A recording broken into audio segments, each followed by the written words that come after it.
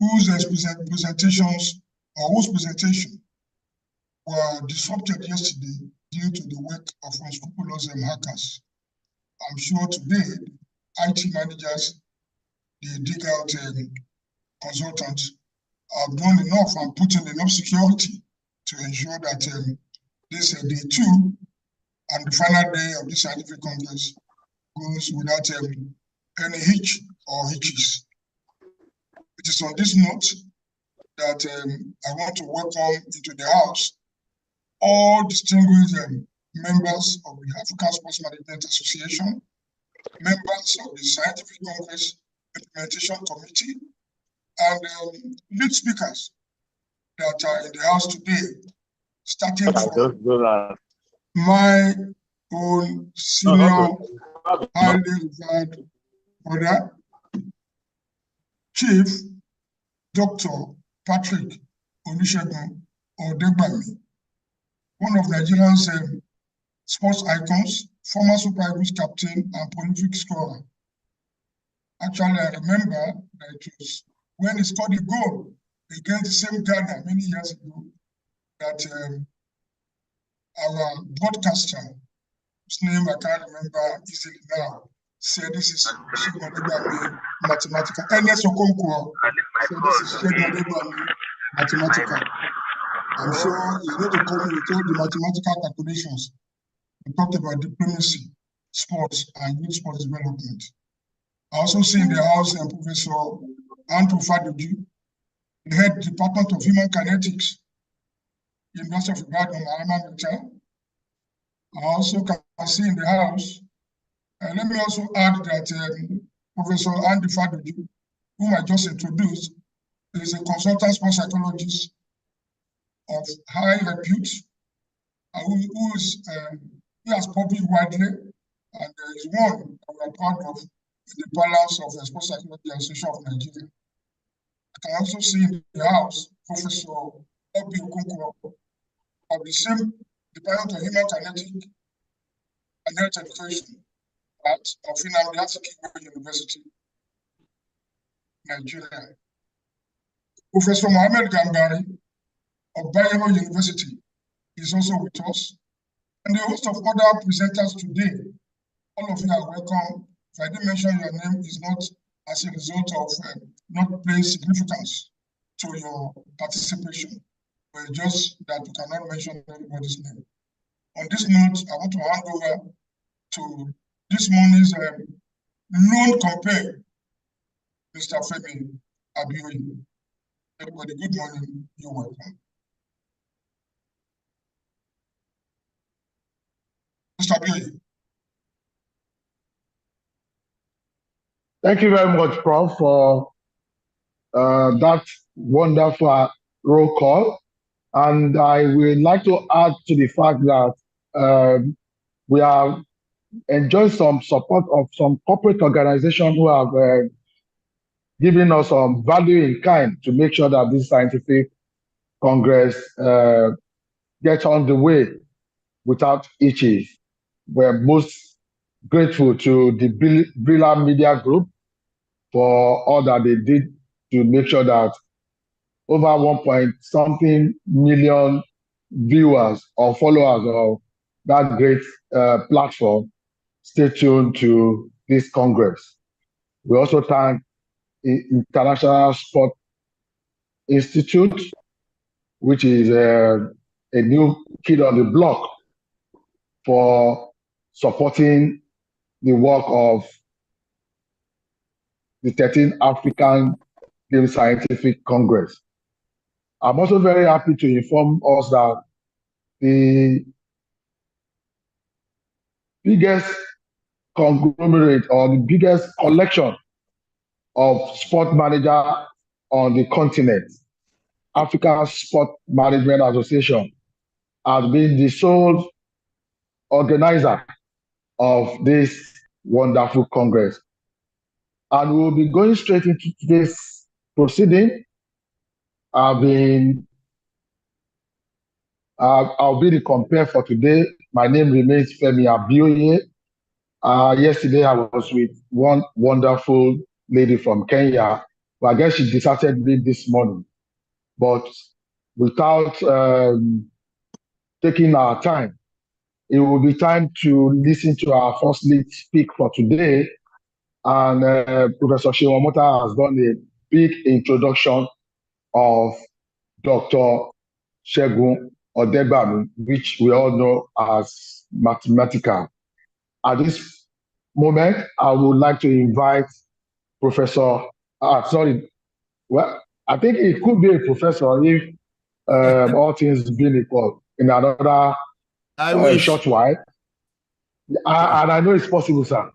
But at this moment, because I'm also enjoying that professoral ambience because of all the people that are surrounding me in this activity. So I would like to invite you, sir, to take the podium and use the opportunity to tell the global audience listening to you about yourself. I mean, sometimes we also need to blow our trumpet while you take the floor to deliver your paper on diplomacy. Thank you, sir. Good morning, everyone. I wish I knew that I would be confronting such a powerful intellectual audience this morning. Maybe I would have prepared an intellectual document to match the profile of all those that have been introduced. But my little paper this morning is not an academic paper. It is not an intellectual work by an expert in the field of sports, because I'm not. It is the product of my personal experiences and my deductions, and therefore only representative of my own personal views. The world in the 21st century, and for over 5 centuries before, is not designed for Africa to be a successful continent. Africa's story is that of suppression, of slavery, colonialism, and neocolonialism in that order. A continent enslaved, oppressed, physically and mentally tortured, with its abundant resources plundered as spoils of domination by other civilizations. As individuals, many Africans, through education, have broken through the artificial barriers created to halt their development. In most developed countries outside of the continent, you will find Africans in virtually all fields of human endeavor, working hard to excel and to make huge contributions in the development of their host countries. Their skills and talent are harvested to develop other civilizations. But collectively, Africans have been just feeder bottles to others as their continent continues to languish at the lowest rungs of the global ecosystem. But things may be about to change. In the aftermath of the ongoing wars in Ukraine and in Gaza, as the world teeters on the edge of self-destruction, a realignment of global forces and interests is imminent. It is critical that Africa seizes the opportunity to secure for itself a seat at the table of negotiations in the realignment of the powerful forces in the world when they start to meet for a new world order of things. To gain a seat cannot be taken as a given. Before now, Africa would not have been there at all. Such a seat is earned on the basis of military, economic, and industrial might. African countries have not been able to rise above these imposed mountains. It will take some innovative and creative thinking in the complexity of the world today to alter that balance of power in Africa's favor. There are a few models to learn from in different fields, but this is my thoughts on what sport can contribute. In today's world, Africans are making waves in the world of entertainment. The evidence is all around in the recent successes achieved in those fields of entertainment, in music, dance, film, fashion, and even sports that are globally acclaimed. Those achievements are globally acclaimed. Unfortunately, there is no deliberate action to deploy this new dynamic to reposition Africa. Sport, in particular, by its nature, has always provided one of the few level playing fields where every human can compete fairly and succeed without the distractions and overt differences in color, race, status, religion, and so on. For example, Brazil and Argentina used to be categorized as third world countries. I don't know what they are now, but they have dominated the world of football, and between them have hosted more than once each the biggest single sports event in the world, showcasing their countries to the rest of the world with a predetermined objective. That is the power of sport. Countries like Qatar, Saudi Arabia, and even Morocco these days have discovered the power in hosting global sports events. They are now doing everything to host the biggest sports competitions in the world, to advance their place in the world, to catalyze and fast-track the development of their country's infrastructure, and to showcase their countries as new destinations for the expanding global tourism industry. These were all third world countries only a few years ago. Although racial discrimination continues to rear its ugly head, in sports, such incidents are being slowly isolated in pockets, with the war against racism unrelenting. Relatively, the sports field has become the theater where human and ideological differences are rapidly and forcefully being set aside. But then, beyond this seeming power of sport to blunt the edge of discrimination, there is an extended dimension where sport can massively impact the world and influence global attitudinal change. This is best illustrated by the events of 1976, one in which I was an active participant. It was at the Olympic Games in Montreal, in Canada. For the first time in the history of the biggest sporting event in the world, 27 African countries, plus Guyana and Iraq, joined forces and protested against the presence of New Zealand at the Games. New Zealand had been a major supporter of apartheid in South Africa through their defiance of a call for countries not to have sporting links with South Africa under white apartheid rule at the time. The 29 countries threatened to boycott the Games unless New Zealand were expelled.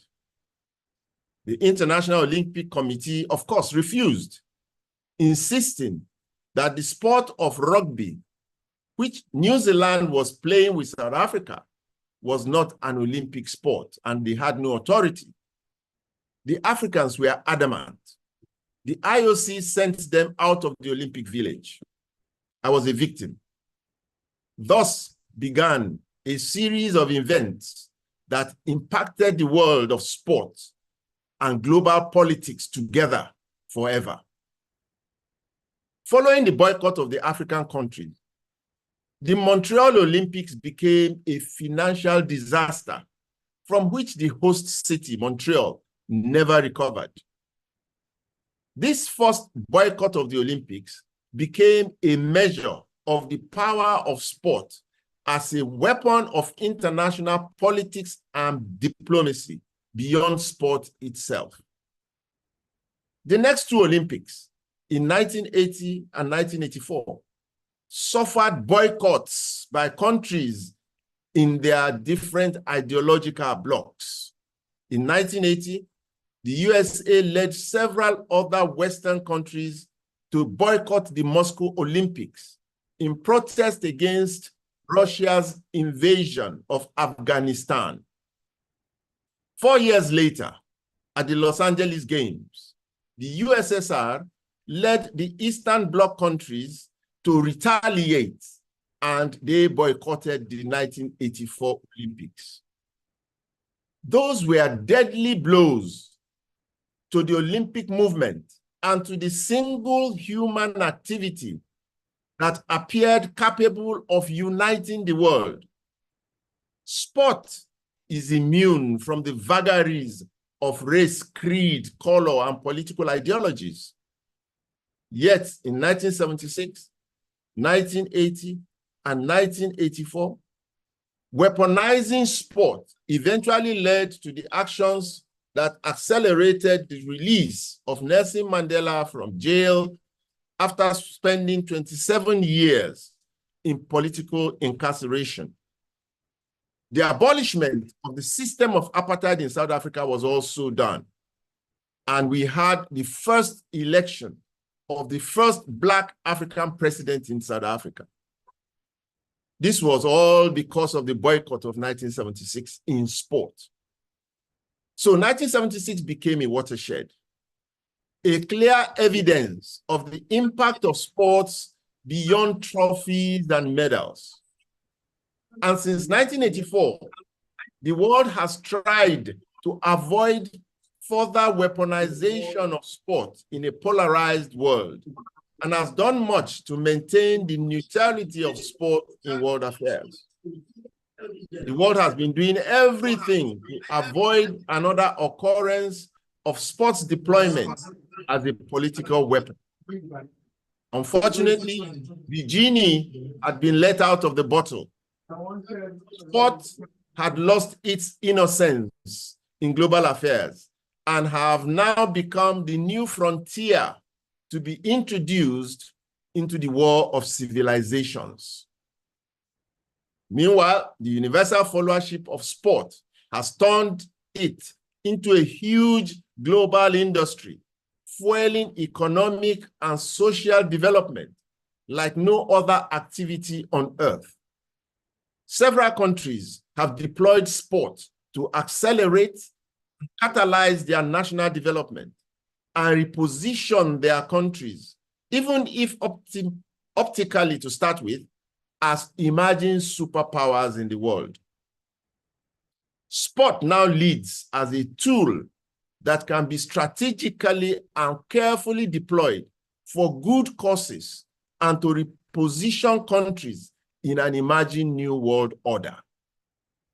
Africa is being prompted to wake up to these present realities and to be ready to advance their own causes, including diplomatic. As the world tethers on the edge of crisis, as I said, following the wars in Ukraine and in Gaza and in other places, it is very clear that there will soon be a realignment of global forces in a new world order. It is very important that African countries be ready to position themselves to determine their place in this new world order and to be at the negotiation table, not as waiters that they have been for 5 centuries, but as co-diners with other civilizations. Unlike the scramble and sharing of the African continent that took place in 1884 at the Berlin Conference without Africa's acquiescence or participation, Africa must now sit at the table as equal partners in the negotiations. Unfortunately, such a seat is not handed to civilizations on a platter, but is fought for and earned as a right. Africa must therefore earn it. The continent must become a superpower and be accepted as a global force.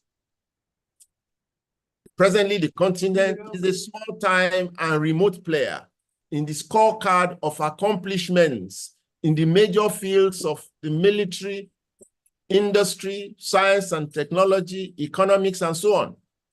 Many of the countries are still amongst the poorest, least industrially productive, and unviable countries in the world.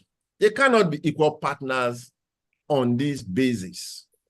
Now, fate and the elements have conspired to provide Africa with new tools of war that have proven to be effective weapons for change in the world. The world of entertainment and leisure is slowly but steadily becoming a new frontier. In music, dance, film, fashion, arts, tourism, culture, and sport, Africa is on a meteoric rise and is slowly but steadily conquering the world. In a few short years, African music has broken through the barriers of discrimination, blurring the boundaries of racism and converting the world forcefully into theaters of celebration. African music has captured the imagination of the world and has become an illuminator of new possibilities. It is not being deployed yet for any purpose by Africans beyond the entertainment value. But between music and sport are two areas that Africa can use as soft power diplomatic tools to dominate the world on a level playing field, to earn respect and a place at the table of negotiations in a new world order.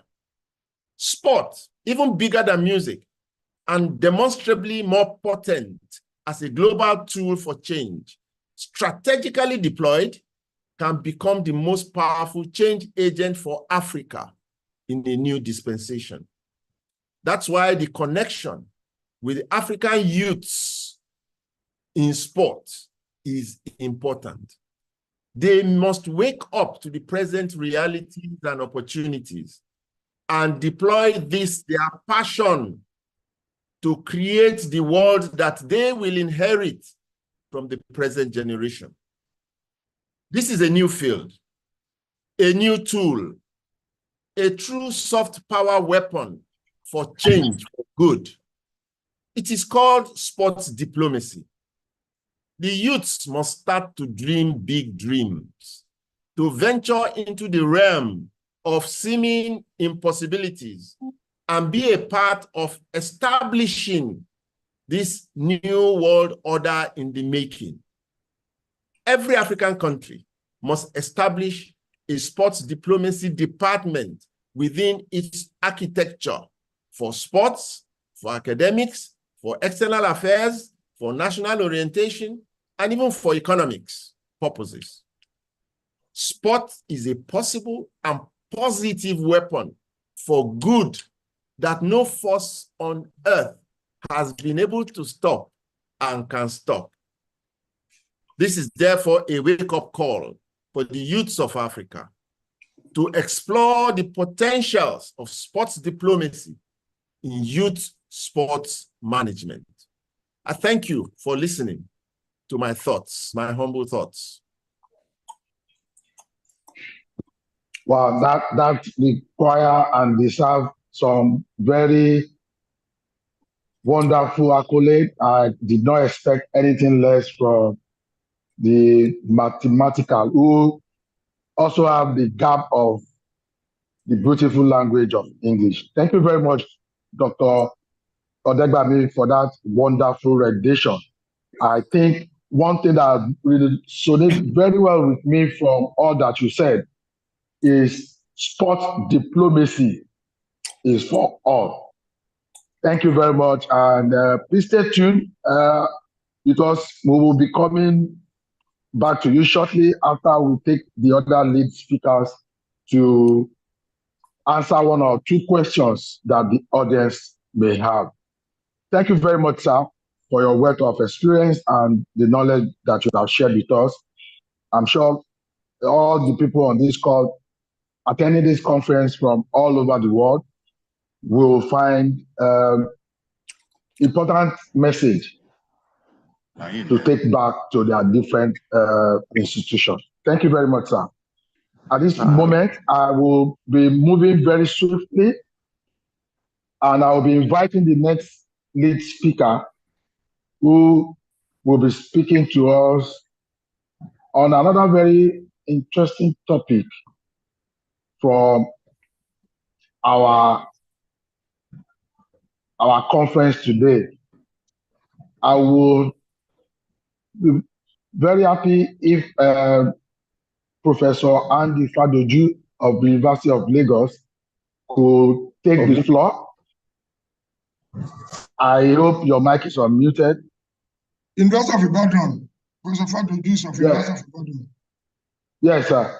I just want to know if his mic is unmuted so that he can speak to us on the psychosocial health management of young athletes.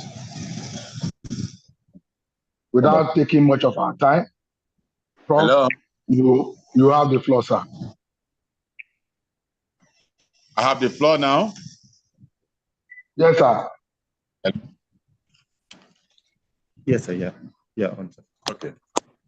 Well, distinguished academics, good morning.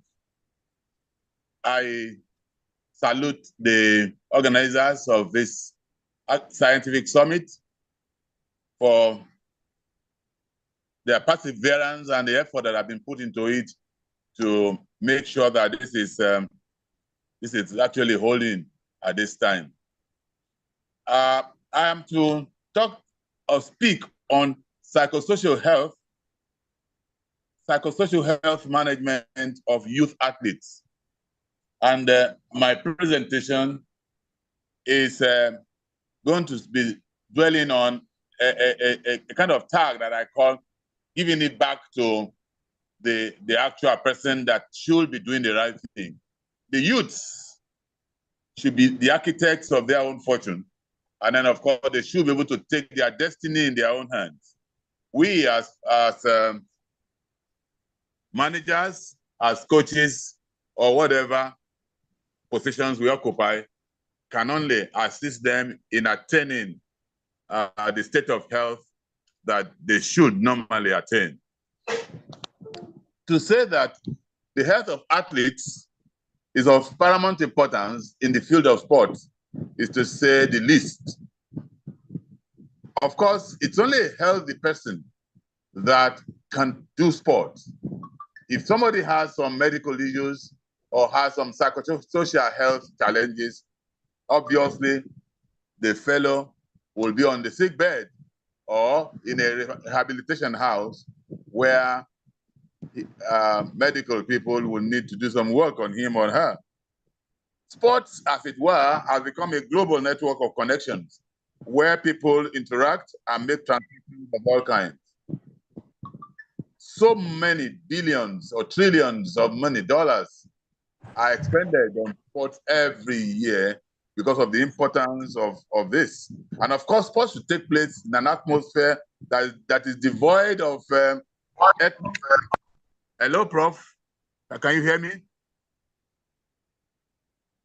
Hello? We can hear you, sir. We can hear you very loud and clear. Please go on. I was just saying that sports is a social village that takes place in an atmosphere where racial discrimination, where geographical barriers shouldn't be a problem. And then, of course, we expect that in that kind of a scenario, the youths that should take part, that are participants, the active participants, should be healthy, both psychologically and sociologically.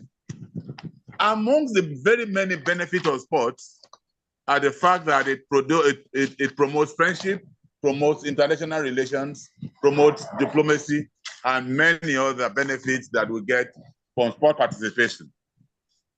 But despite this importance that we have that of sports, we find that still African nations do not still pay premium on the health of athletes as they should. Health is the quality of life that involves both the physical, the mental, and all aspects of emotional well-being of participants. We're talking about the mental health, which is the condition of the mind and their emotions, and the social health in terms of the way people relate, the interconnectivity of persons. So one's health, the health of a youth, I'm looking at it differently from just looking at the psychological aspect and the sociological aspect. I'm looking at it from the totality of the being of the youth athletes. It revolves around the emotional well-being. Even these days, we talk about even the financial well-being. Because if an athlete is said to be psychologically okay and does not have money, of course, the fellow is just there. Before you know it, the psychological challenge is just a question of time. It will come because lack of money. What about the environmental well-being? Because if the environment is also not as good as it should be, like we have been advocating, the environment in which many young athletes train, the environment in which they compete are not what they should be. And so these are some of the issues that we're looking at in this paper. Now, I was talking about the benefits of sport generally, particularly to young youth athletes. Despite all these benefits of sport participation or competitiveness, they also have some negative effects. Beginning from bullying, toxicity and abuse, exercise addiction, eating disorders. Some of them experience stress and sleep disorders. What about anxiety as well as depression?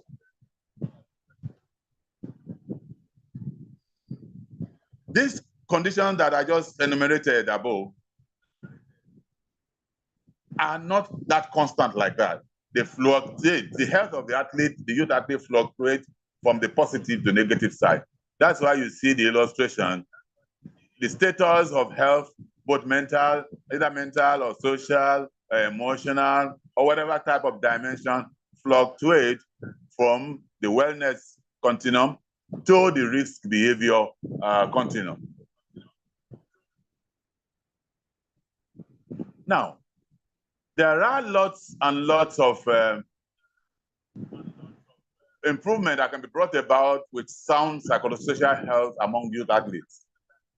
If they are sound psychologically and socially, their health, their focus will be improved. They are able to manage anxiety successfully. They are able to manage their emotions. They are able to build confidence. Communication among their members, their team members, as well as with their coaches and managers won't be a problem. Performing well in championships, oh, come on, both in practice and in real competition won't be a problem at all. Even when they are injured, rehabilitation becomes much easier if their psychosocial health is good. Of course, if the psychosocial health is good, we can prevent burnouts. And then, of course, invariably, they will enjoy their participation in sports. When and where you were born, the genetic factors that we're talking about hereditary factor now is of essence in participation in sports. Even though science had also said that the environment is also very important. But if you're looking at those who are in school or those who are learning a trade among the youths, when it interferes with sports, we're talking about their peer influence. We're also looking at availability and proximity to sport facilities. What about pressure from their employment or academic work, or even their mentors? Pressure from their parents. What about their national sports policy? The attitude of trainers or their coaches? the position of the child, the ordinary position in the family, or the number of children in that family, the maleness or femaleness, the gender of the child is of essence. Then, of course, the young athletes' sports self-concept is of essence.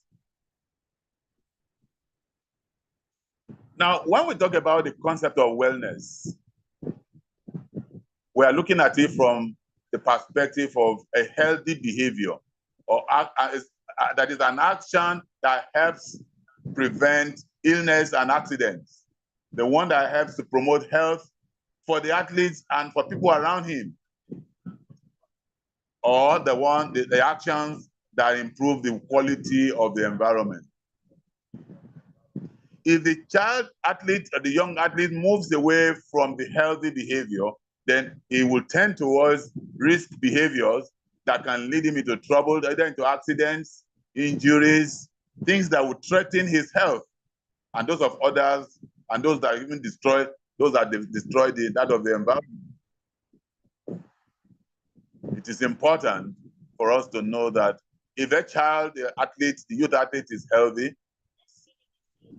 socially, physically, mentally, like I said before, confidence is boosted. He is able to set goals for himself, to manage stress, use various mental skills, and then work, focus on concentration and attention control. I'm just going to mention a few some of the mental skills that can help these youth athletes to maintain or sustain their psychosocial health, beginning with building self-confidence. Secondly, look at setting goals that are moderate, development planning. We are looking at the idea of imagery and visualization, to help them to be able to perform well in their various sports through their being well psychologically and physiologically. Then, of course, we're looking at the concept of motivation. So for a young athlete, the concentration is usually on what they get from and that may be a little different from that.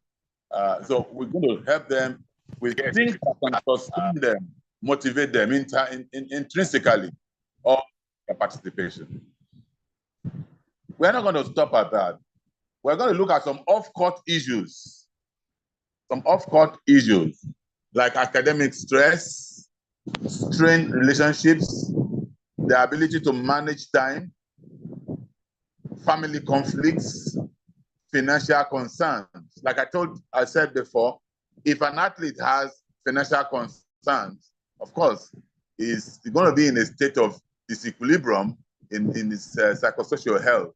And that ultimately would alter his or her performance in any kind of championship. Besides that, I was talking about earlier on about time management. Time is of essence in all things. If a child is psychosocially unstable, basically that particular youth player may not be able to excel in his sport. Now, I want to stress a few things. Like I started at the beginning, I'm putting the whole assignment of maintaining the psychosocial health at the door of the youth athlete himself or herself, because each person should be answerable for what happens to his own health. Yes, as managers, as sports scientists, as coaches, we have a role to create an enabling environment for the youth athlete to be able to manage his health. The kind of group these young people have found is of essence in determining what kind of psychosocial health they will enjoy. If a child is always found in the midst of people that are drunkards, people that are smokers, people that are violent naturally, you obviously know that this kind of a child or youth athlete will have an unhealthy lifestyle. So I am looking at this from the perspective of For a youth athlete to have good psychosocial health begins with the athlete himself, living in an environment that is healthy, ensuring that the kind of group he moves with or in is such an environment that is healthy, keeping strictly to instructions by the coaches, being obedient, and of course, self-discipline is of essence in all of this. I want to quickly look at psychosocial health appraiser, because at different times, the youth athletes, you must be able to assess or appraise his psychosocial health through the use of an inventory. Use an inventory to determine how well am I faring in my psychosocial health. A number of questions can be drawn, or quite a number of instruments abound that can be used to determine the psychological state of an athlete, of course, or social health of an athlete as well. But take a specimen from the screen, you'll find out that if an athlete is able to ask himself, I have a plan to relieve the effect of stress, or I like myself, appraisal already tending towards the positive side. But if the answer is no to these questions or these statements, then you know that that child has issues. So the child, youth athlete, has a duty to himself under the guidance of the coach, to continue his psychosocial health. Not only psychosocial health, the totality of his being, the totality of his health. Or if you take the psychosocial health in isolation of the totality of the health of the child, then of course we might be not doing justice to the health of that child. So we're going to take it, we're not going to take that out of context, because one aspect of health definitely is strange than another. Look at the next one. Growth and development. I maintain my desirable weight. I have correct sitting posture. I eat a well-balanced diet from the 4 healthy food groups. I limit my intake. More questions, more statements can be raised on all of this. What about drug matters? I refrain from drinking alcohol. I avoid smoking. All of these questions will help the athletes to appraise his psychosocial health in an attempt to making sure then you know that he has a business to change direction. Again, going back to what I said, that the youth athlete has responsibility to make responsible decisions about his psychosocial. Is he able to identify the problem through the appraisal we talked about earlier on? Has he been able to, through the help of his coaches and managers, find ways to deal with the problems? Apply criteria for responsible decision-making to each alternative. Look at some questions. Look at some questions that can be asked. The criteria are questions to ask yourself for some decisions. All 5 criteria do not apply. Sometimes, will the results of my decisions be helpful? If a decision is going to be taken on your health, and what you want to do as a youth athlete, you ask yourself, will this decision I want to take, it will it be helpful? Helpful. Will it be safe? If it is not safe, then don't go into it as a youth athlete. Will the result of my decision show respect to myself and those of my colleagues and my senior colleagues? If no, then don't get into it. Will the results of my decision follow my parents' or guardians' guidelines? Is it yes or no? If it is no, then you know there is problem. Let's look at some suggestions that can further strengthen what we're talking about.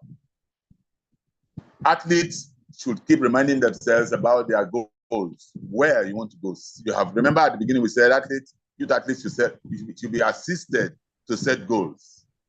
Athletes are more likely to apply self-discipline when the goal is foremost in their mind. If they are guided to set moderate goals and the enabling environment is created for them, then of course, this athlete will know that he will have to work towards it because he's internally motivated to want to do it, want to get there.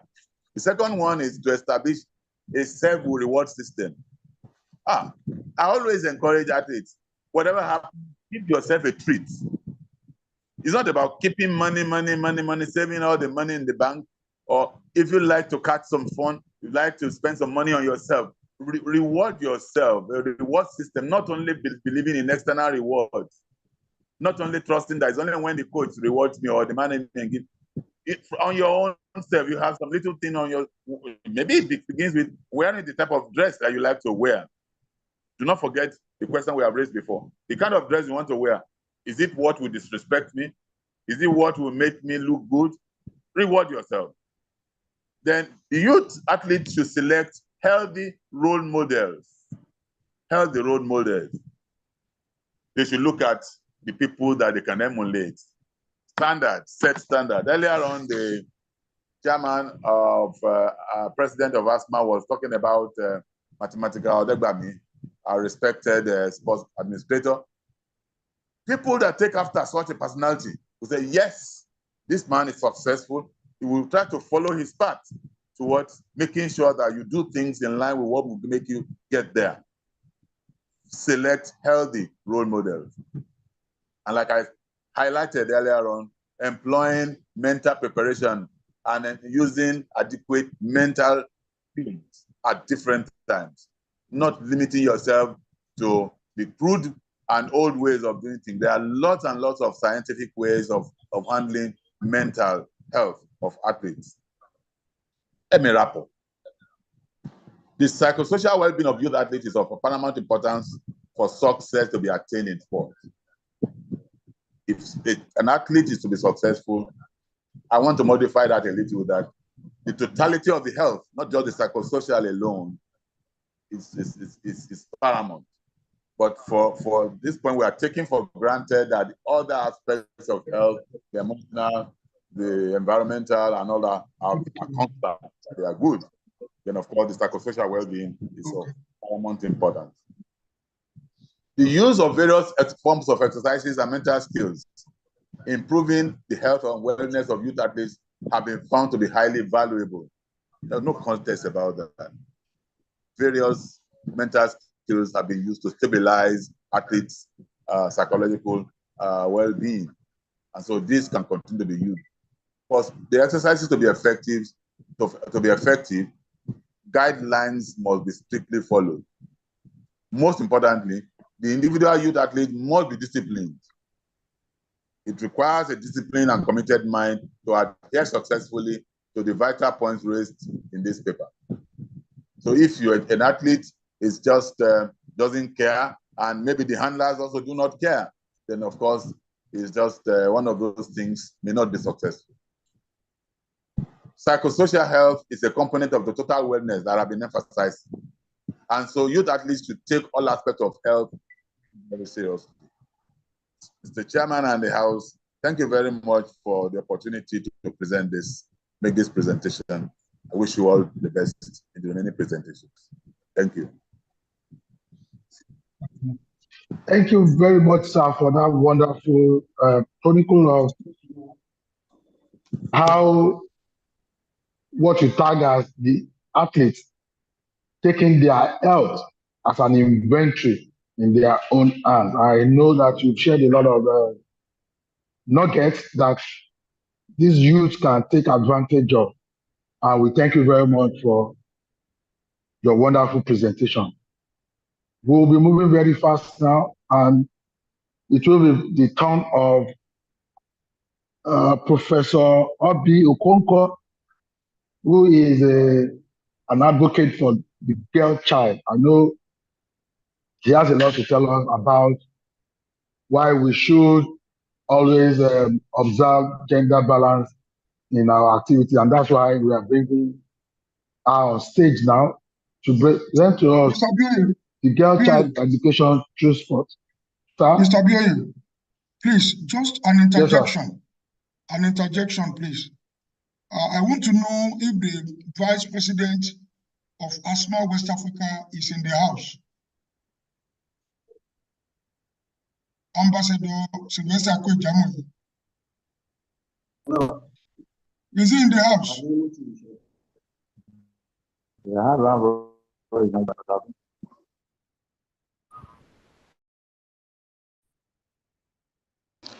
Hello, Prof. If the West African Vice President for ASMA is in the house, Yes, he's in the house, sir. please, thank you very much. Please, can they invite him to make an introduction of all members of the Scientific Congress Implementation Committee before we move into this all-important presentation of Professor Obi Okonkwo of Nnamdi Azikiwe University, Department of Human Kinetics and Health Education. Please grant me that honor, please. Can we invite Ambassador Akwejamoye?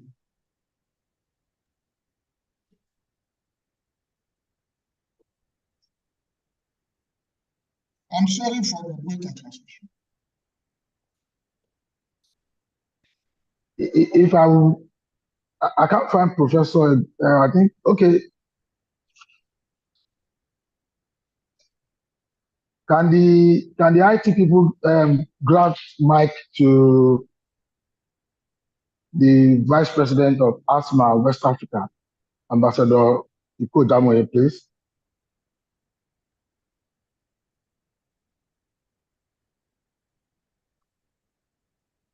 I can't unmute him from here. He can unmute himself. Ambassador Akwejamoye, unmute yourself.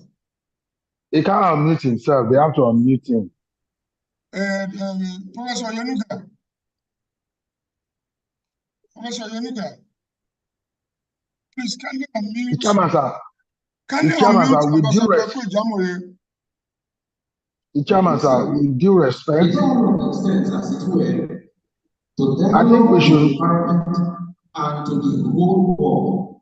And I realize, indeed, a dialogue orientation towards the subject with regard to his various level of relationship and connections is essential footing in learning education.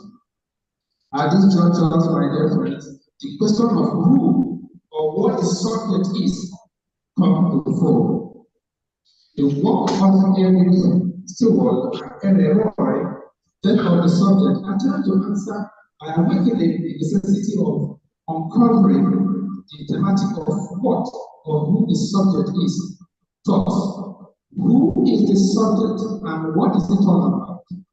And then Smith and other thinkers of the Western world have their different understanding of who or what the subject is all about. Some look at him as the carrier of consciousness and the place of thought and desire. It is the mind, the ego, the agent of whatever sort that sustains or assumes the form of thought or consciousness. In classical philosophy, a French philosopher René Descartes, following this methodic doubt,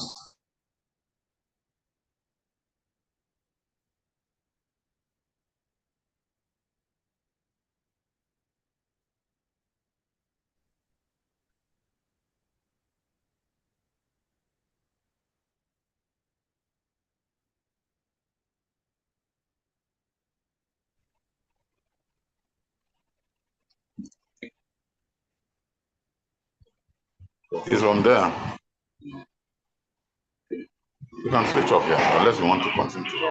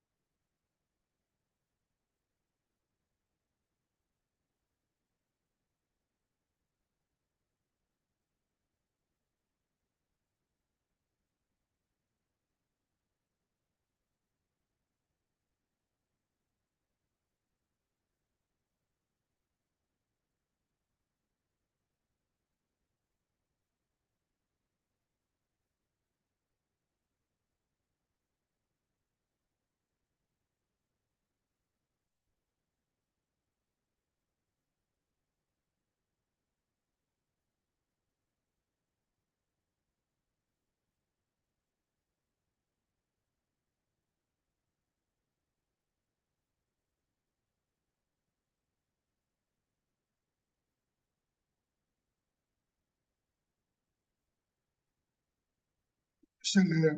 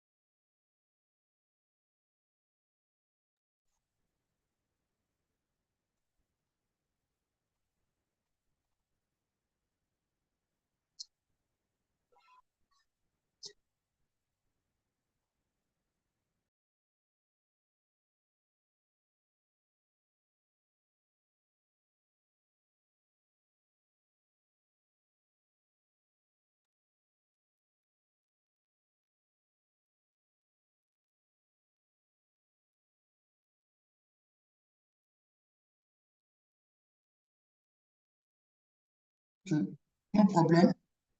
Thank you. Thank you. Ambassador Kwejamoye, I'm told that you can unmute yourself. Just call the IT manager now and do the introduction, please. No, I'm just calling.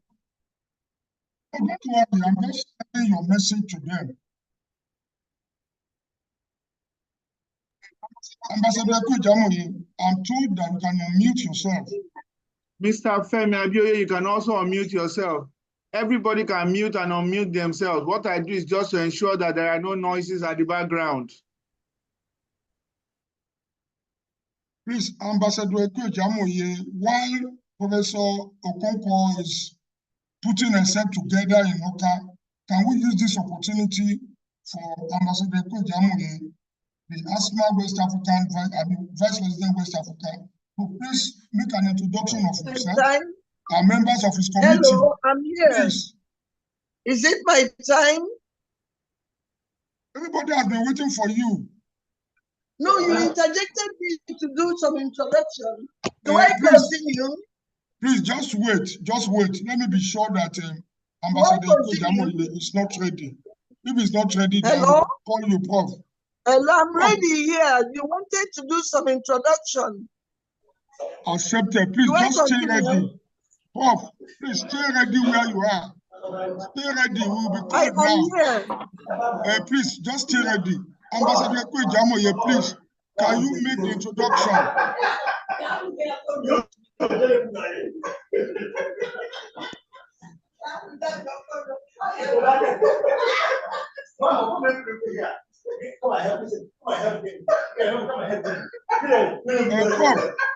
Prof Okonkwo. Prof Okonkwo. Yes. Please, can you unmute yourself now? Unmute yourself now. Unmute now. Unmute now. You'll be invited to mute again. I am unmuted. Please unmute.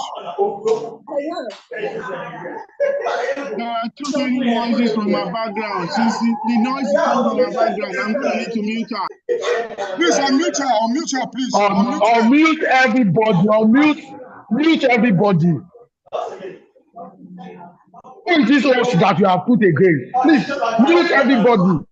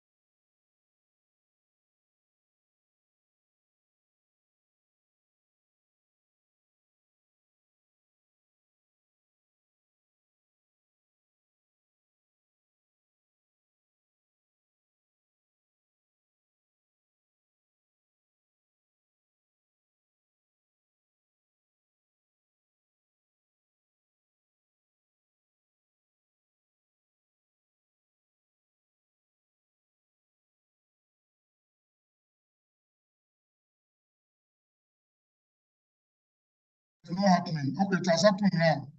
It has happened. Please also unmute Mr. Abioye, yourself, and Ambassador Ekwe Ijamoye.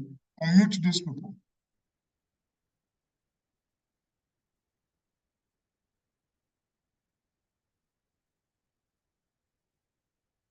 Please, have you done that?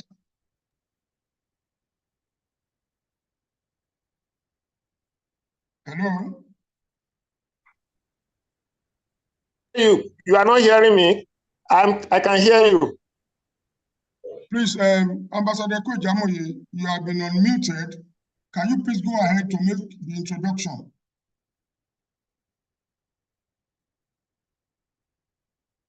Hello? Hello? Hello, sir.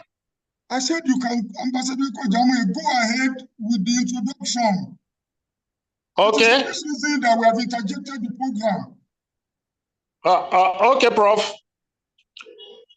I just want to do this little introduction of members that worked hard to put this together. I sincerely want to appreciate everyone that has also contributed, all the guest speakers and the rest. But those who form the Congress Implementation Committee, I mean the Scientific Congress Implementation Committee, are as follows. We have Professor Gitonga, asthma member from Kenya. We have Dr. Winnie Tobe, asthma member from Kenya. We have Dr. Timipre Oko, an officer of the Nigerian Army, a colonel from Nigeria. We have Dr. Brinzin North from South Africa. We have Dr. Amina Azim from Morocco. We have Mr. Femi Abioye, the anchorman from Nigeria. We have Mr. Olumide Travel, a director in the Lagos State Sports Commission, a member. And of course, we have Mr. Shola Ogunawo from the Nigerian Football Federation, a member. Like he has said, my name is Sylvester Ekwe Ijamoye, Vice President, Asthma West African Region, and Chairman of the Scientific Conference Implementation Committee, under the supervision of the main organizing committee of the conference, Professor Seun Omotayo, the acting president of Asthma in Africa. Thank you very much. Well, thank you very much, Asthma Vice President West Africa. Only that to add to your introduction, which in my view is not complete, Professor Elijah Gitonga is an asthma member and actually the Secretary General of Asthma in Africa. Very true. Sorry, sir. Sorry for the mix-up, sir. I'm just helping you to complete the introduction. Thank you, sir. Lieutenant Colonel Timipre Oko is the second Vice President of Asthma Nigerian Chapter. I should also add that Dr. Brendan Plot is the coordinator of Asthma in South Africa. So Amina Azmi is the North African coordinator of Asthma. She's from Morocco. Mr. Femi Abioye is a member of Asthma Nigeria Chapter and also the head of Asthma Secretariat, working with the president of Asthma. Mr. Olumide Travel is actually the Secretary General of Asthma Nigerian Chapter, and Mr. Shola Ogunawo is the Publicity Secretary of Asthma Nigeria. Just to add to the brief introduction of our indefatigable Asthma Vice President West Africa. Thanks so much. I think Mr. Abioye can take over from here and move on to the next presentation by our own Professor Obi Okonkwo of University of University of Nigeria. Mr. Abioye, thanks so much. I think we can now unmute everybody so that we can listen, or unmute her so that others can just listen to it. Thank you very much.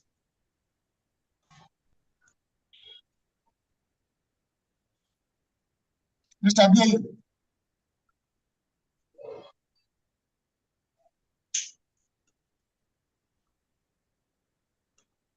Mr. Abioye. Thank you very much for that wonderful. I thank you for the introduction made by the Vice President Asma, which was supported by the acting president of Asma. And we'd like to apologize for the small glitches that we have experienced before now. We appreciate if the IT people are a bit more observant. A seamless proceeding. Without wasting much ado, without wasting much of our time, I have on standby Professor Okonkwo-Obi, who is taking us through a paper on child education through sport. Professor, it's your time on the podium. Please take it away, ma'am. Thank you very much. Can you hear me? Yes, we can hear you, Can ma'am. you hear me? Okay. How many minutes do I have? You have 15 minutes, ma'am. Okay. You can also Okay, start by thank you. a short introduction, ma'am. Good afternoon, ladies and gentlemen, and my colleague. It is a pleasure for me to be here today as a lead paper presenter. In form of protocol, I'm delighted to be invited by ASMA, that is the organizing committee of this International Congress, marking the 13th All-African Games in Ghana. I equally appreciate my colleagues and my audience who are here in the house to listen to me. Permit me to stand on other existing protocol. My over 2 decades of researching in gender, sports, education, and development, I think I am good enough to give you a good treat following this paper on child education through sport for achievement of development goals. Thank you.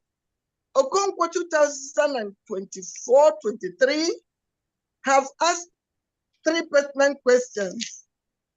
What good is it a mind that is housed in an unfit body? What good is it for a woman, educated woman, not to be able to socialize in the society? What good is it for an educated woman not to be able to have the attributes of courage, knowledge, skills, and other equipment guided by education? In that, I start off with the definition of some of the keywords we'll be meeting. A woman is a female person who have all the attributes and characteristics to exhibit a womanhood. In fact, it is only in woman that we have a woman. In other life, plants, smaller animals, you can only hear female. What is sport? Sport is competitive, organized, competitive games governed by rules and regulation. What is gender? Gender is 2 things that demarcate the male and female sociologically, physically, and otherwise, which means we have 2 dominant genders. Right now, we have started hearing of transgender, which I'm not here to discuss because of the political and misconception that is following transgender. What are the challenges? Challenges could be obstacle, limitation, blockage that stops somebody from achieving his goal. The other definitions we meet that we may not bother ourselves. If we go, national development is the indices that a group or a country had set aside in order to achieve the objective. What is successful development goal? It is those concepts that is defined for means of developing the present without compromising the ability of the future generation. Sustainable development goals means the United Nations quantifiable targets for addressing all sorts of extreme poverty, gender, education, anything that is negative, and there are 16 goals to be achieved in 15 years that took off from Millennium Development Goal, which ended in 2015. This one is ending in 2016. Of course, we know what politics is, associated with activities associated with leadership and governance. And education is the process of receiving and giving instructions, especially at school level or university level, to impact knowledge, skill, and training. Then, what is gender education? Education, I have explained. Girl-child education is equipping the younger girls with functional tools, skills, and information necessary for her equipment for a long life journey. Okonkwo, 2023-2024. Challenges against girl-child education in Africa. Gender norms and stereotypes. We have seen the girl child as somebody that is not to be heard, but to be seen. We have seen a girl child as somebody getting ready for marriage. We prepare them for slaughter in the marriage abattoir. We have seen the girl child as somebody who cannot aim as higher as the male child. We have seen the girl child who has different picture for their own development. The girl child is giving doll baby to show that you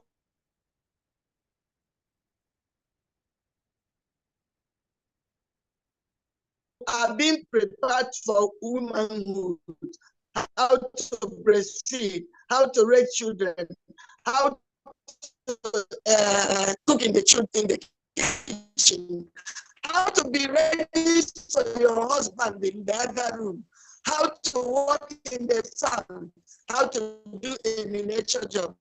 But a male child is giving a ball, racket, all those things we used to get ready for sporting activity on time in order to excel.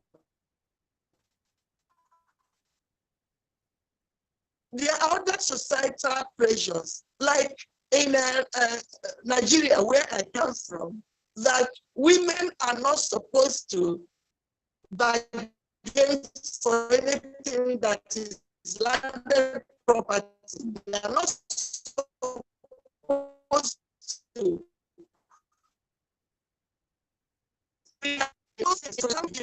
With Western education, you can see that more female children are being harassed, being adopted, being killed, being stopped from going to school. You can see that the herdsmen, the herders, who are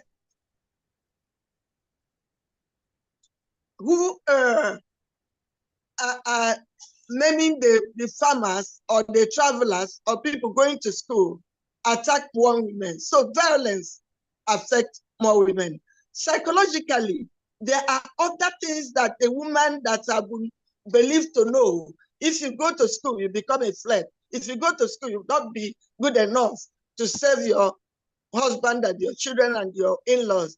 If you go to school, these are misconceptions, stereotypes that are blended in put in our female child's mind in order to discourage them. But today, things are getting better.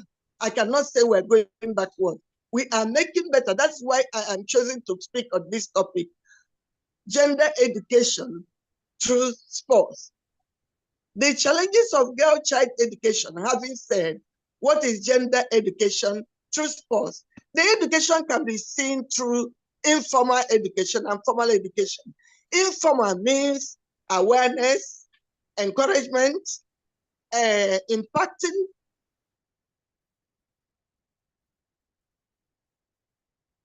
Other ways of informal education, formal education, awareness, mentorship, modeling, some recreational activities that are very traditional. In terms of formal education, my listeners, you know that most of us belong to the same background. Physical education is a formalized way on the particular part of education that teaches us through skill and social-psychological means. Human kinetics, some people call it human kinetics, it depends on the semantics. Some people call it kinesiology. Wherever you see physical education, it is a formal education that equips the girl child for participation in sports and participation in the country's development. Other forms of formal education is like sports academy. Sports academy. In sports academy, you build up a group of youngsters, could be man or woman, but today I'm talking of women, at the early stage, and build their education with their sports training, physically and psychologically, like Professor Fadeju has said, treat them, build their educational curriculum from the onstart for them to now grow with it in order to come out champion at the later age. You cannot take where you did not give. You cannot harvest where you did not plant. Education by what we call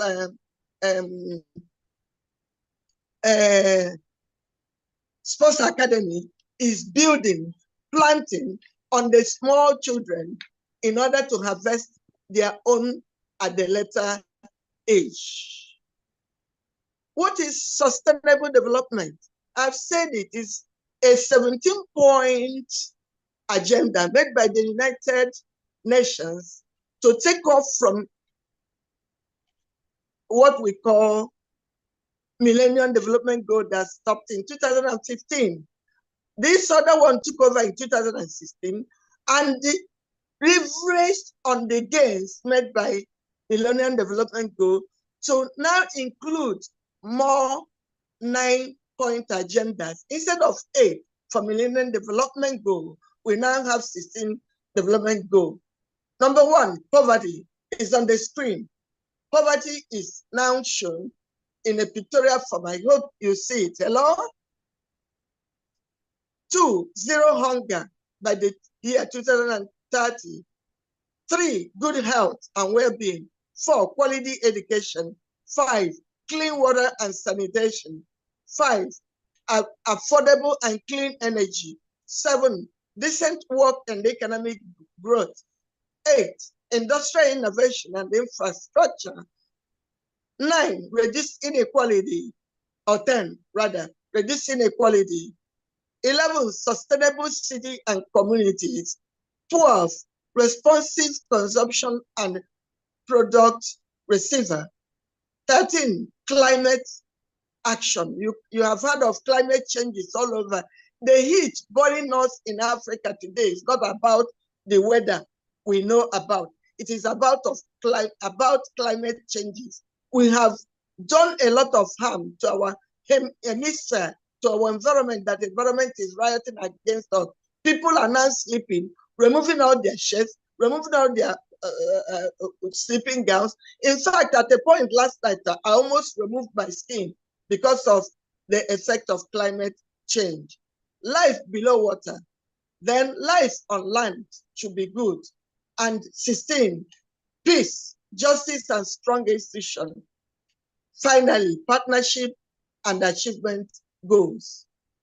I do not want to repeat the challenges a girl child faces in sports participation because I have done that.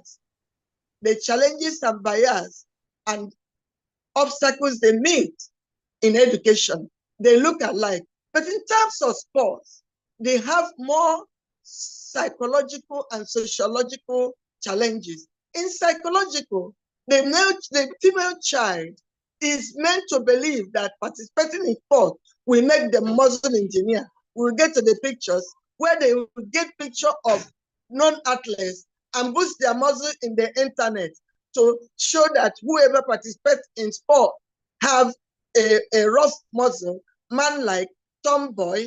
There's muscle engineer. That is what they were calling people that were reading physical education in order to discourage. I thank God we were not discouraged. And we are here today with beautiful bodies. You can't just see me how my muscle is toned and how beautiful I am. And I've participated, read sports science and physical education from first degree to PhD, and I'm researching on it, and I'm administrator. We're coming there in the next slides. So sociologically, most society in Africa, especially in Nigeria where I come from, frown at women mixing up with men in terms of participation, where they may, especially the Muslim world. I'm sorry to talk about it.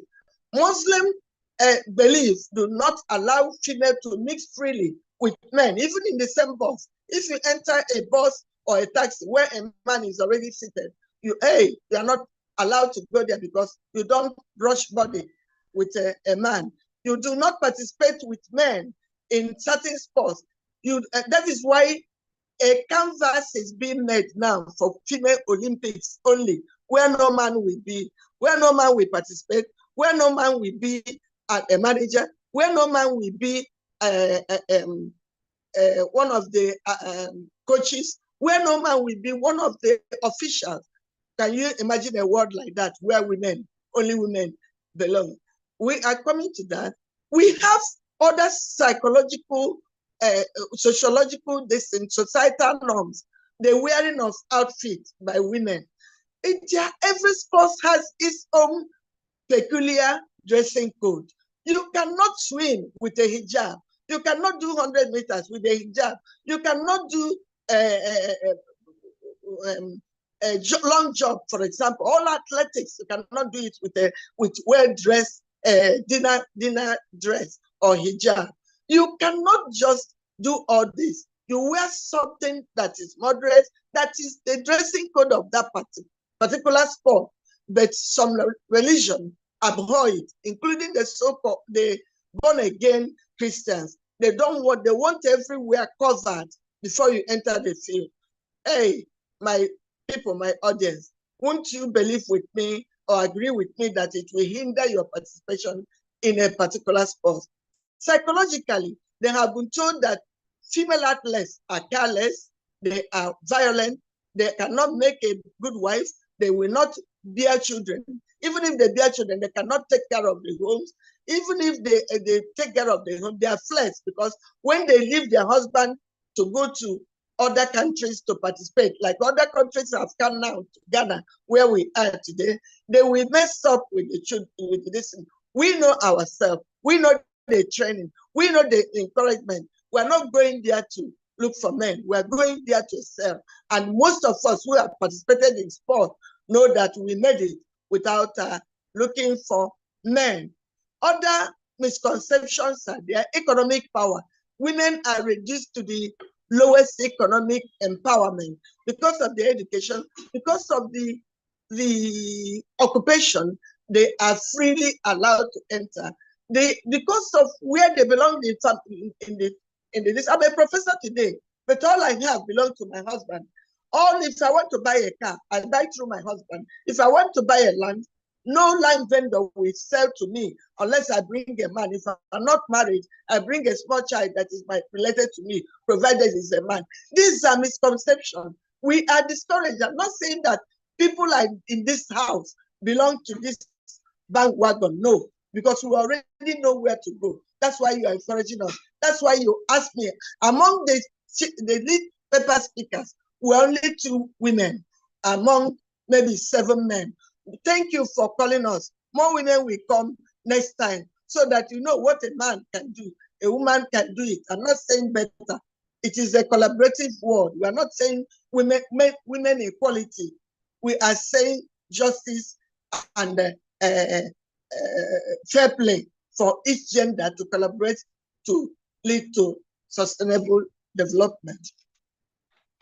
We want to now say, what are the strategies for achieving sustainable development through women education, through sports. We have defined education. Sports academy, we have talked about sports. Encourage them from time. Build a robust framework where the curriculum imbibe in the child education from day one to equip them for a long life adventure into sports alongside with education. We should not wait till when they become a professor before they start going to gym. It may be late. We do not want to say when they have their PhD before they go there. A lot of information clashes there: marriage, family, career, and every other thing. We are saying start from one. The earlier, the better. Then sponsorship. We are calling on sponsorship for women. They are sponsoring, but it does not have the same level of sponsorship for men. I know I have canvassed for sponsorship of some major events. And whenever you go to multinational or to company, they say, is it women? Now women, this video, now one. No, people will not watch it. Please, people are now watching women games because women are coming to be in the place of sports. We are going to talk about this. Sponsorship for women in sports is canvassed. Then celebration of great women and that who have made it. Professor Biokonko, who is the lead speaker today, speaking today, have made it. I need to be celebrated. Thank God you are celebrating me through this lead paper. It's part of because the world is listening to me. It is part of celebration. The younger ones we see that have made it. I said I read physical education, sports science from first degree to the last degree, PhD. In fact, I have 5 degrees in physical education and sports science. I represented University of Lagos in Nuga, Nigerian University Games in Benin, 1980. I represented University of Lagos in Wahoo, West African University Games in Cote d'Ivoire, Yamoussoukro, 1981. I represented Nigerian Youth Campus during 1980 Olympics.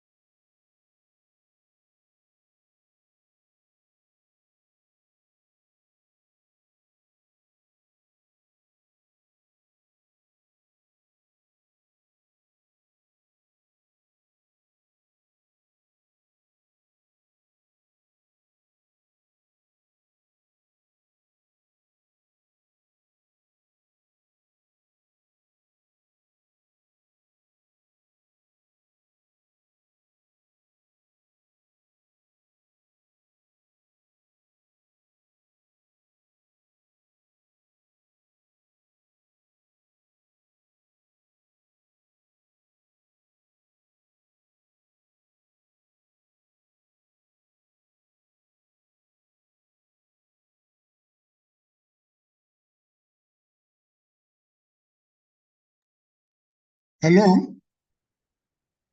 Hello?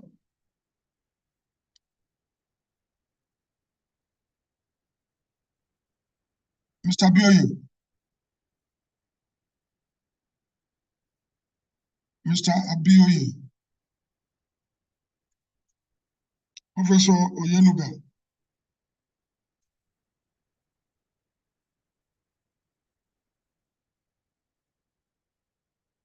Mr. Abioye, Professor Oyenuga.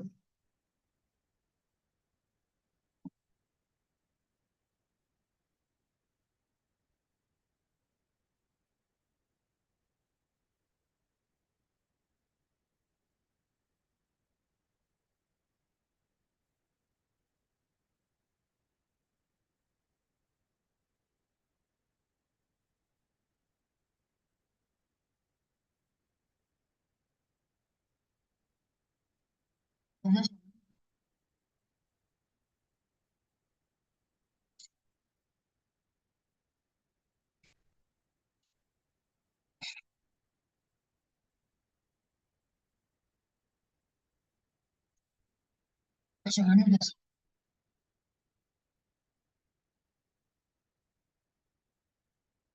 I know,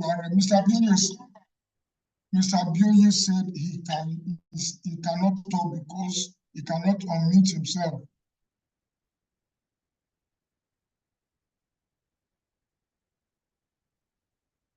I told you permanently unmute myself, Ambassador Kujamo, Mr. Abioye.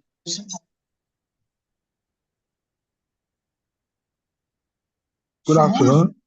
Okay, Mr. Abioye has come on. Thank you for still joining us. It's still the proceeding of the 13th African Games Scientific Congress taking place from the virtual platform.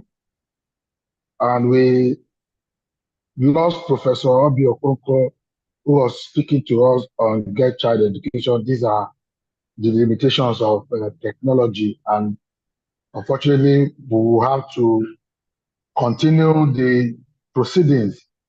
At this junction, we would like to take a presentation that was supposed to be presented yesterday from our friend and colleague from the north part of Africa. I would like to bring onto the podium Mr. Yunus from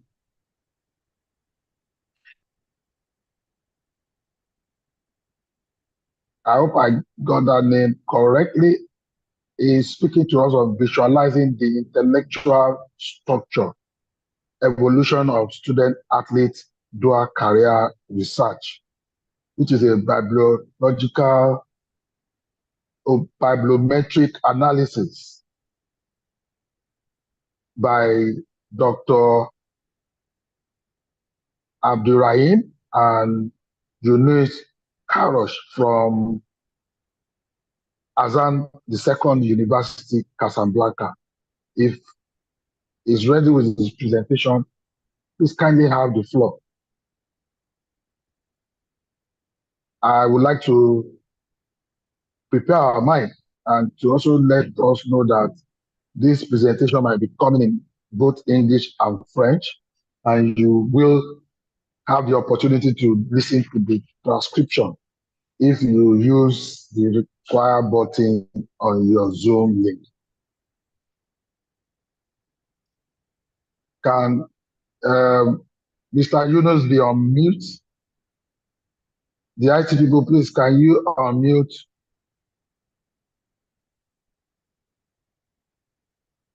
Yunus Karosh, please, can you unmute yourself?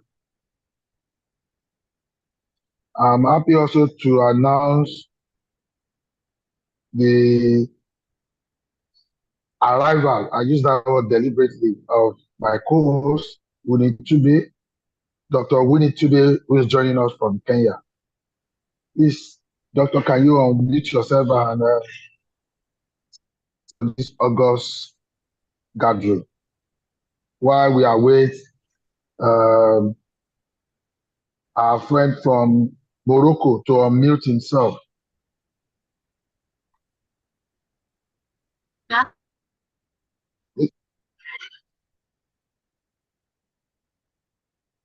so we can listen to your presentation.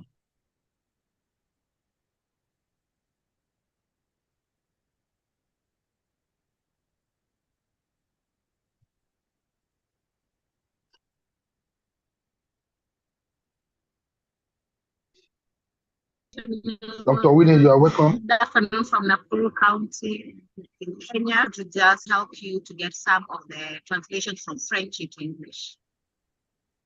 Thank you, Femi. I'm right here. So I'm happy to be part of that. I'm also happy to. I think Eunice is on. Eunice is on now. Hello? Eunice is on now. We only on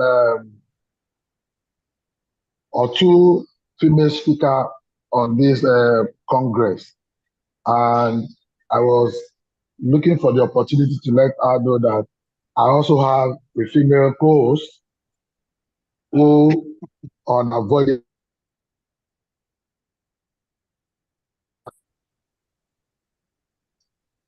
I think I can see our friend from Morocco. If you can hear me, you have Yes, I'm hearing you. Can you hear me? Oh, I can hear you. You're welcome. And sorry for the glitches that we experienced yesterday. No problem. There's no problem.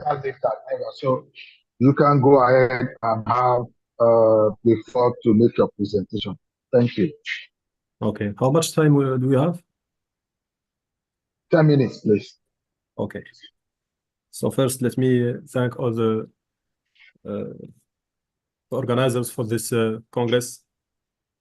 And let me thank Mr. Chairman and the other persons of the committee, and thank other audience here present with us today. Can I share my screen? Yes, you can. Okay. I don't know if it's working. There you are. We can see your screen. If you want to put it in the slide mode, it will be better. Okay.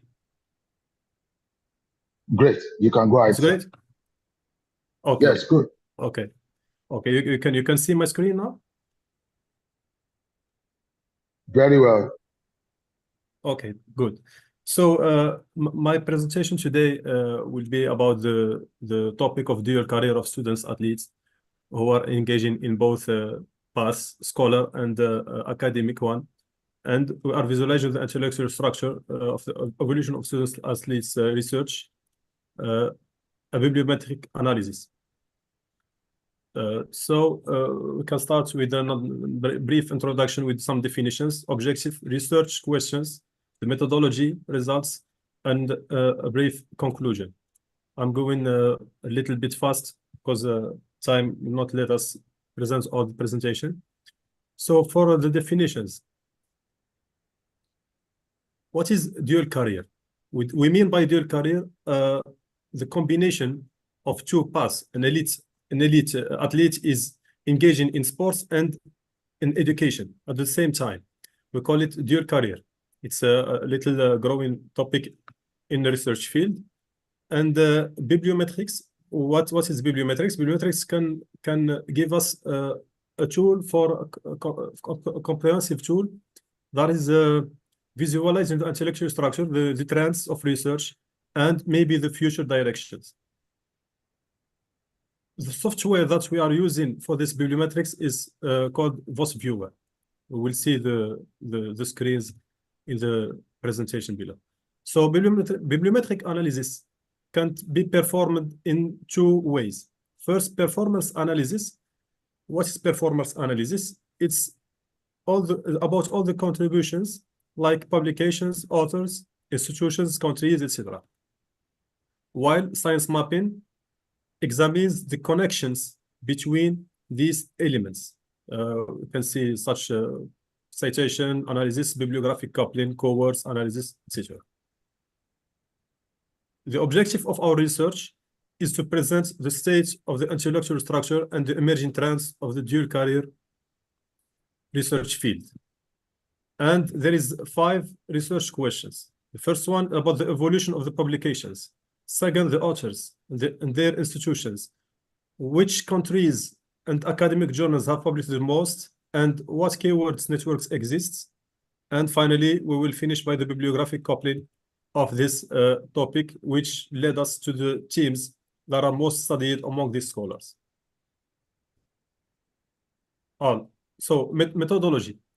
We choose Scopus. Why Scopus? Because Scopus is a wide range of interdisciplinary topics, and we can find some exact informations like citations and authors' profiles. It's a little bit exhaustive, and so organized in this way. There is no confusion. There is a database is as a single database, that there is a little bit accessibility if you compare to the other databases.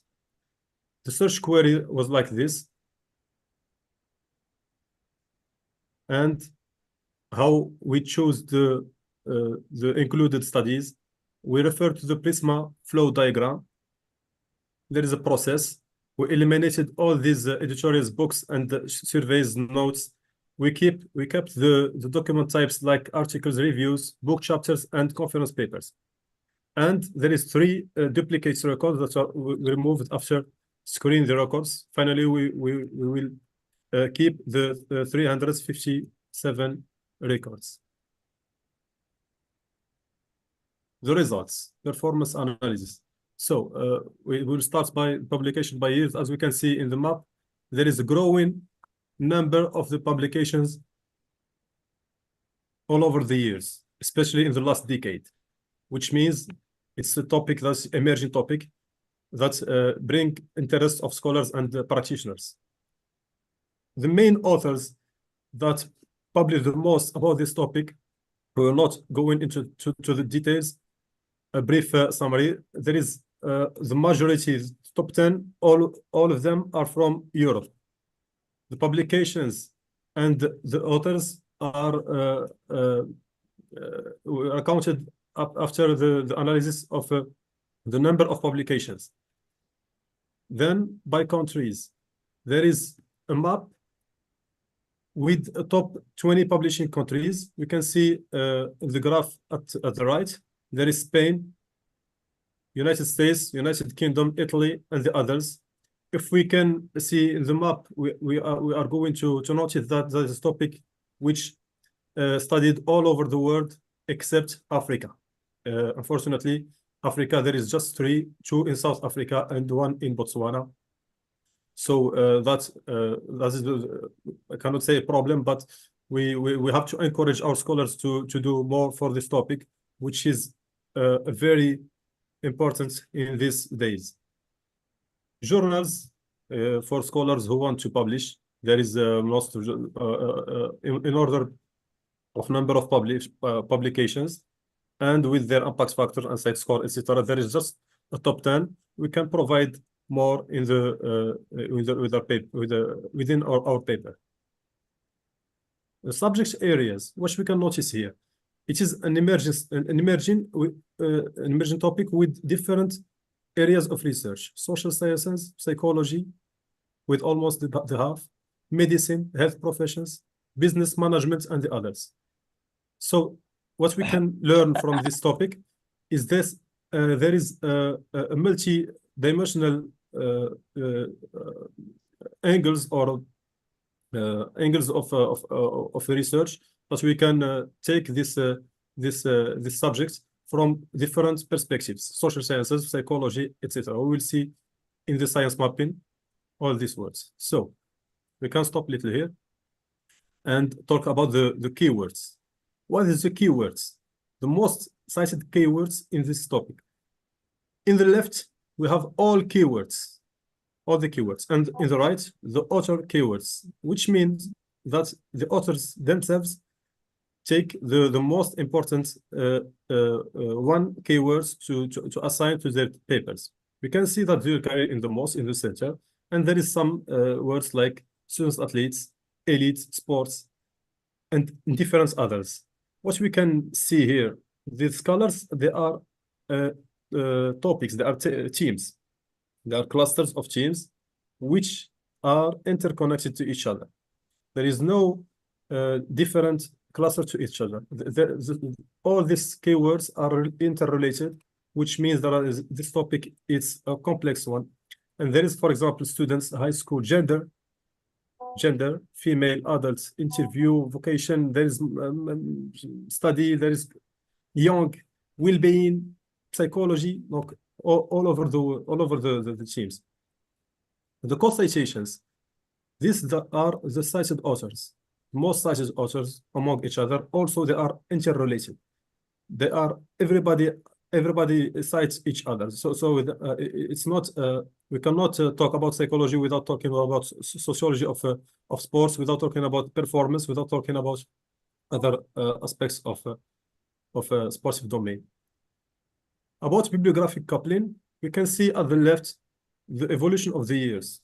The most recent ones is with the yellow color, which belongs to the cluster with blue color, and we are going to explain this like the slide below.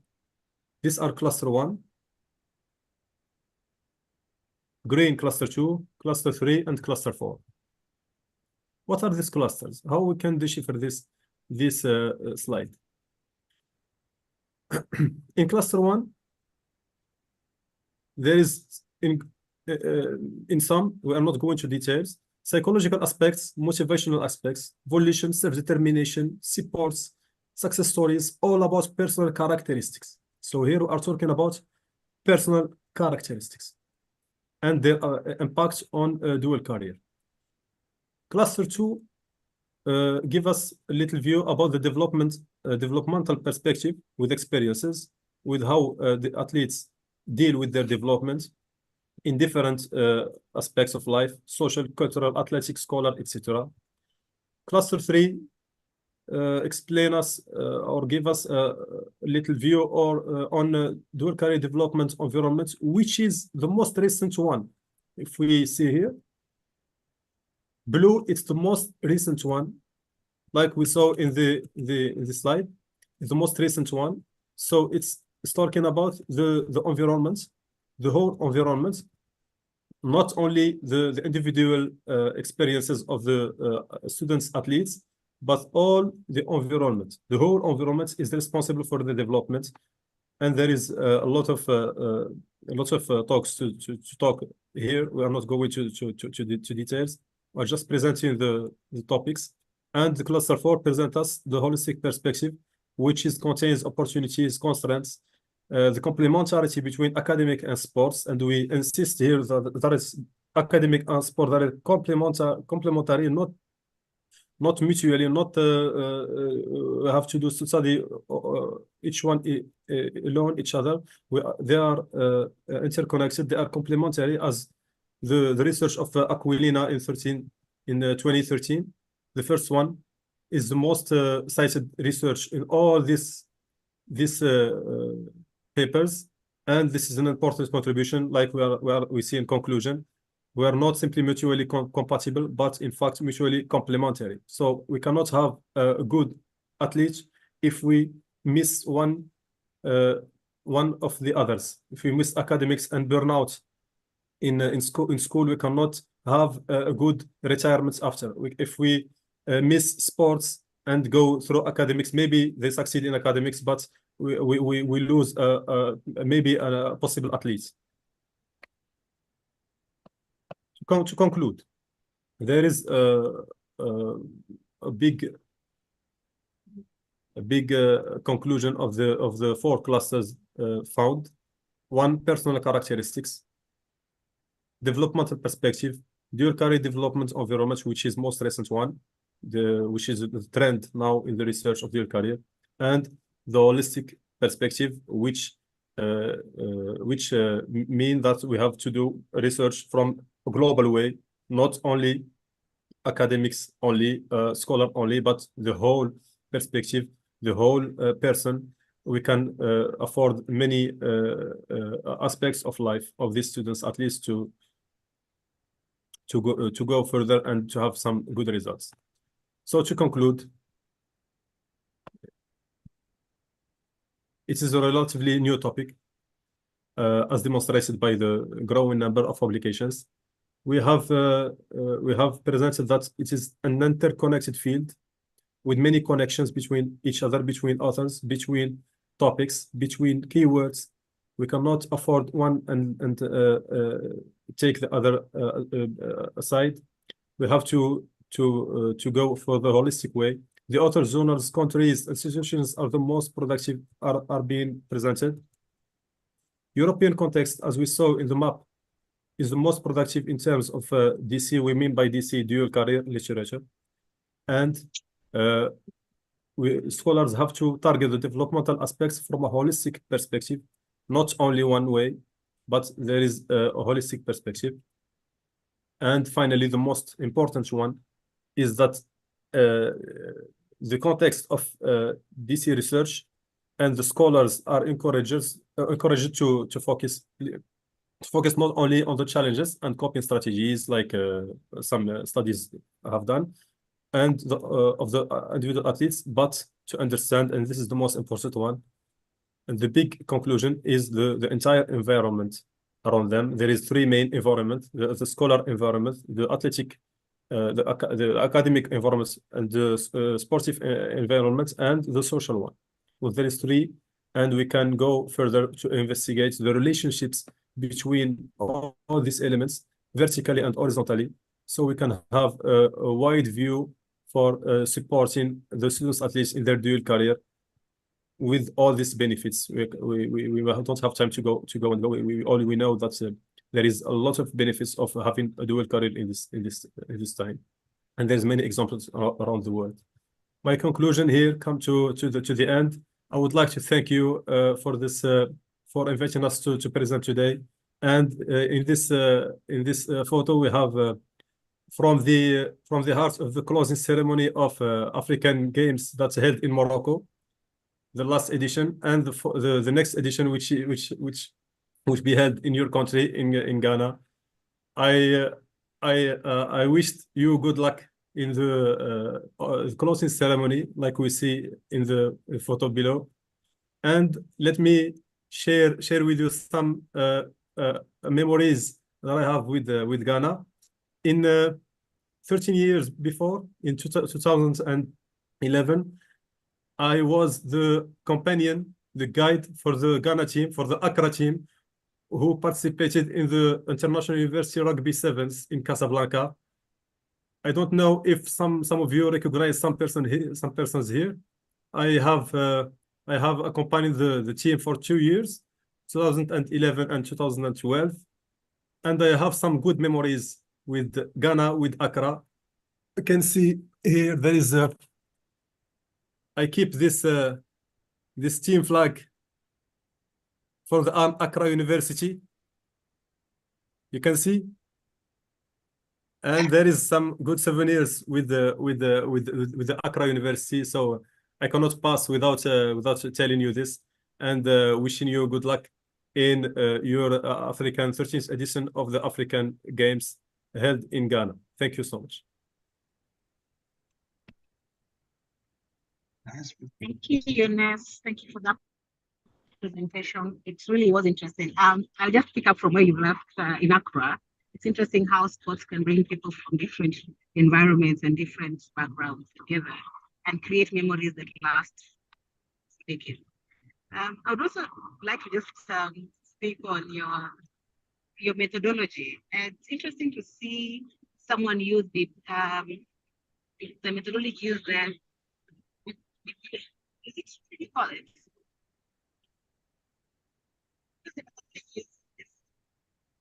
Benjamin. Can you hear me? Yes. No. Please repeat the question. I'm talking about your research methodology, that I found it interesting. And using the methodology. Yes. Yes, please continue, please. You want me to explain the methodology, isn't it?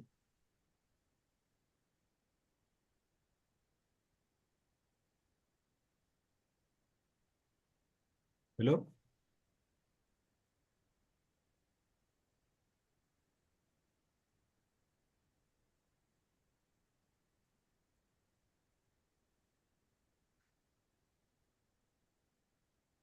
Sorry, I can't get you.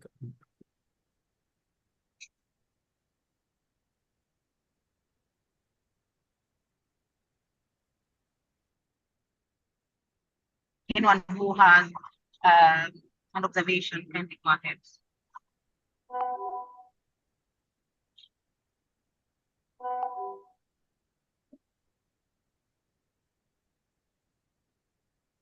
The floor is open for comments. Okay, now I can hear you now. Can you please repeat the question? The methodology. Yes. Yes, I found the methodology very interesting, especially using the bibliometric analysis for your work. Yes. Yes, thank you. Thank you so much. What are some of the challenges you faced? What were some of the limitations you faced in that research approach? Okay, it's a good question about the limitations. I didn't put them in the slides. There is some limitations of the research, of course. One of them that we are searching just in one database, just in Scopus database. So here we can maybe lose maybe other papers that is present in other databases. We can maybe for future research search in Web of Science or Dimensions, maybe other databases, but Scopus is the most I can say most interdisciplinary database. We can of course go further and further, but this is only limited at Scopus, and other limitation is the use of the keywords here in the search query. The dual carrier, there is a lot of synonyms of dual carrier. Maybe in other countries they don't use the dual carrier term. This is why we put here combination of sports and studies, or elite sports and education, or for example sports and academics and school. There is a multitude of why we can see here all this paragraph in just keywords, because of the recency of the term dual carrier. Maybe in French too, we put here sport-études. Sport-études in French means the exact term of dual carrier. In French countries or Francophone countries, they are not maybe using dual carrier one. So why here we put sport-études? Maybe we have lost some loss of papers. Maybe not, but we are trying to give a holistic perspective, not exhaustive one, but the maximum that we could afford, based on some researchers like Willman, like Thompson, like Sambilova, which have performed systematic reviews on this topic, and we are inspiring from these researchers to make our search query. This is the big limitations of our research, and it needs to go further and further to confirm these results with other research. And now they will come. You have been listening. Have a question? Their house, you will come. Because I've just listened to Professor Bill-Kumpan. He's the first. Eunice, I would also want to just find out, what are the, when you came up with a gap that in Africa we have very few publications and books. Yes. In written articles on DC. I think it is a gap, but it's also an opportunity for African scholars to come up and make publications and do article submissions, so that we raise the standards that we have on the continent. I don't know what you're thinking. Yes, of course. It's a map, by the way, it's a map presented by the VSME software.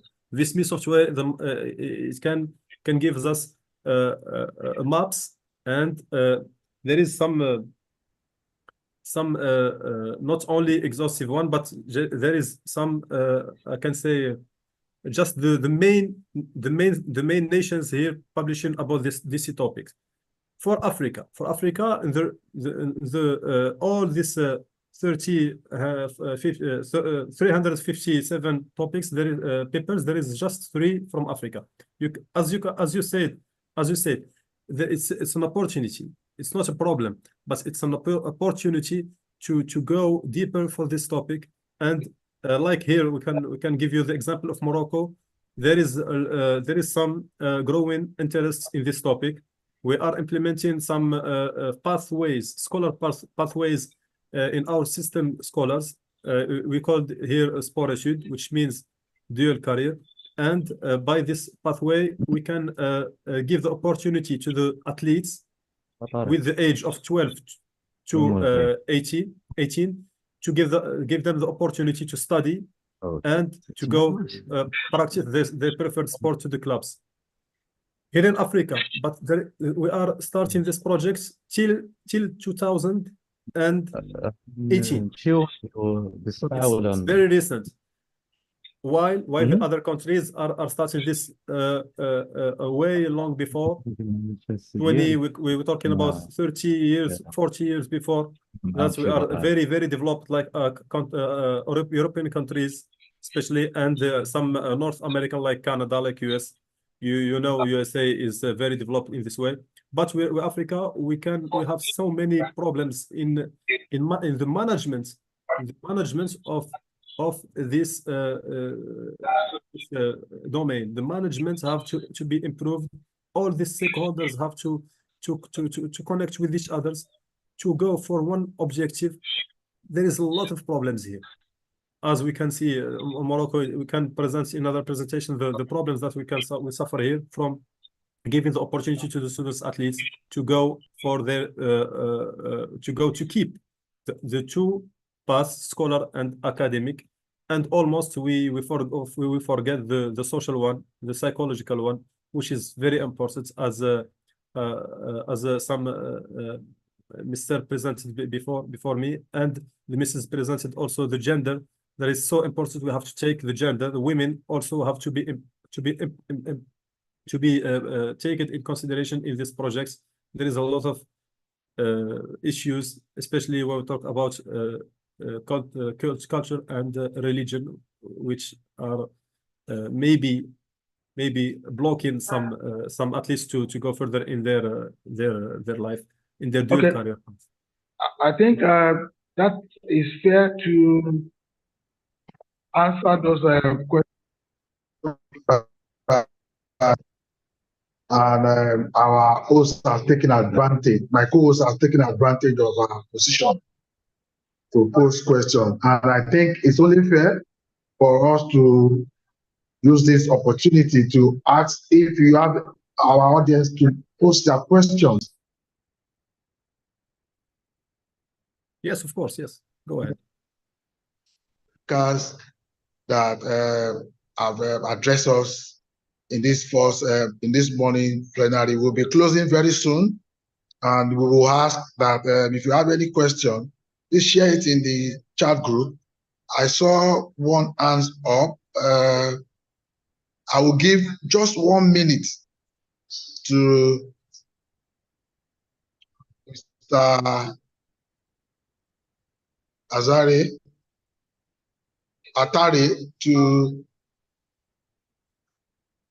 to ask or to make comment based on the paper presented today. Mr. Atari, you have the floor.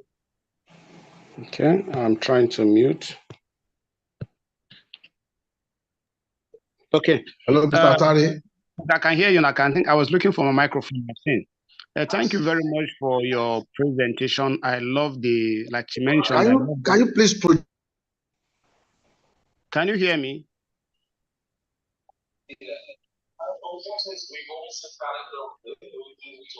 Hello, are you hearing me? Hello, can you please project? Yes, we can barely hear you. Yes, we can. So there is interference. That is why another microphone is on. That is why. Okay, I said I already made some brief comments. I was just thanking him for his presentation, and my only reservation about his publication was agreed that Elsevier is what is it called? Has a multidisciplinary approach to literature, to research, and publications. But I just want to make him know that Elsevier don't publish much articles from Africa. Articles that do not conform to European interest or European ideas and beliefs, Elsevier will not publish it. We have series of reports from other publishing angels that show that if you have a publication that does not have anything, that does not promote the Western ideology, or if you are not published anything that condemns Africa and promote Western ideology, it will not be published in Elsevier. So Elsevier tend to pretend this idea of superiority. And so if you use that one as a basis for rating African publication, to me, I felt it is biased, because you will not be able to use that one as a basis for generalization. I want to give a simple example. You cannot send any article that borders on things that borders on LGBT plus or LGBTQ about the African perception about LGBTQ on sports performance that any of the journals in Europe will publish, because it does not succumb to the DEIB. There are some other research that have been conducted that measures the peculiarity of Africa based on African context. But for the fact that it does not support the ideals, they don't publish it. So if you now use that one as a basis, if you use that one as a basis of drawing your publication and drawing your research and making your generalization, I just feel that the conclusion you are going to draw will be faulty, because it's not going to reflect the true picture of African research. Thank you very much for that observation. I think it is in order, and the presenter have taken note of that. In the absence of any other contribution, I think we will have to adjourn the proceeding. Mr. Abioye. Yes, sir. Please, before we adjourn, can we ask Professor Obi Okonkwo to please conclude the presentation before we go for the break, please? Thank you very much. Hello? I didn't get that. I said, let us invite Professor Obi Okonkwo to conclude her presentation on the girl child education. Okay, sir. Thank you very much.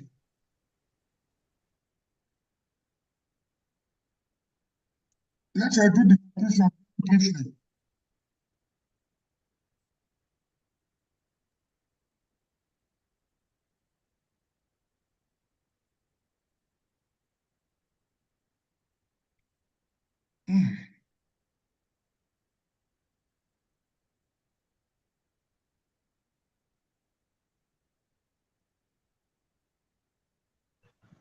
Hello?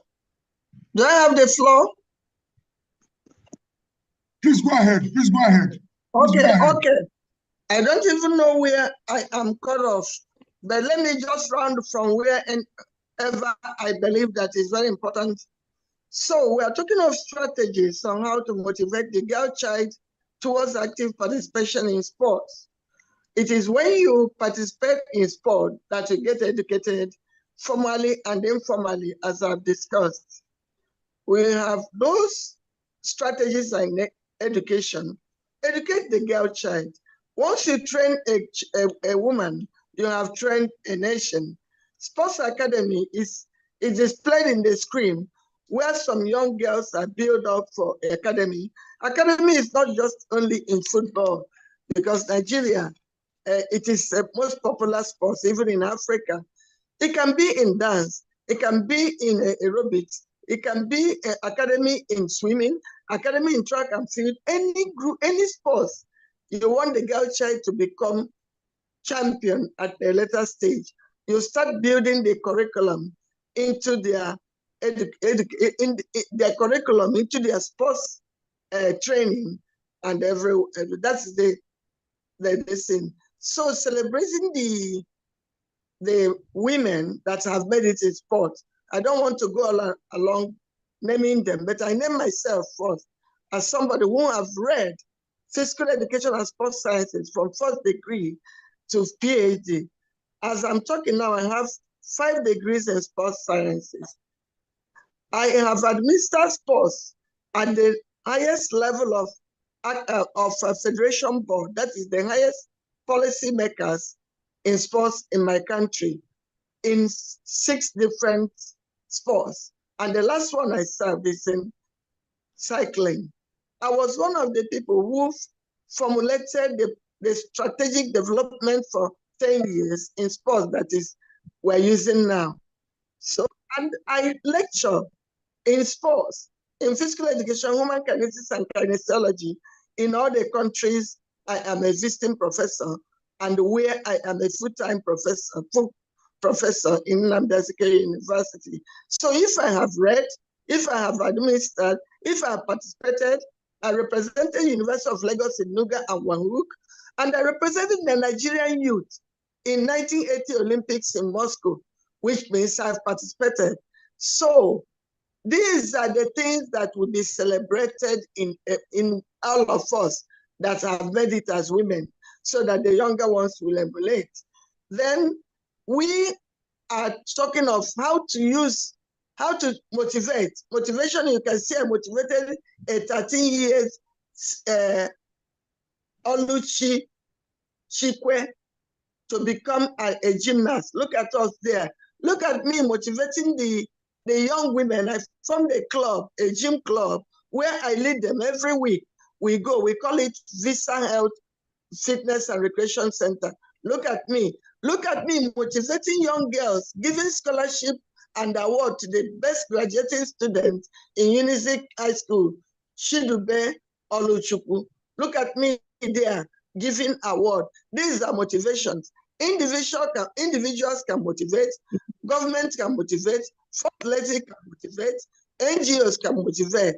So all these motivational ploys, we help them we help them to know that modeling. Serena Williams is a guru in tennis. Today, he's everywhere. Is a model. So we should link our girls to that. Then media representation. The media represent male sports more than female sports. They should wake up and motivate us. Scientific research on gender, sports, and education. Kudos to the last speaker who made scientific research in the area of sports and social sciences and psychology. It's a good paper. I say kudos to Professor Fadoju, who did his own in social psychological health of an athlete. And I give kudos to Odegbami, mathematical Shegu Odegbami. And so these are the ways we encourage young ones to come up in sports participation to be educated. Recommendation, we have recommendation come in forms of what I have said before, initiative policies by NGO, by groups, by schools, by sports organizations like the one that is organizing this All African Games, that is ASMA. Thank you to Professor Shehu Omotayo, who have been passing sleepless nights over months to make sure that today come true. Prof, well done. We need more of this. And we need more women to be involved. Out of the speakers, we have about 9 speakers. 2 women came. Thank you for making us speaker. We want it to improve next time so that the younger women we know, if they are educated, if they are participated in sports like we have done, they will have a chance to become lead speaker or keynote speaker in an international event like this.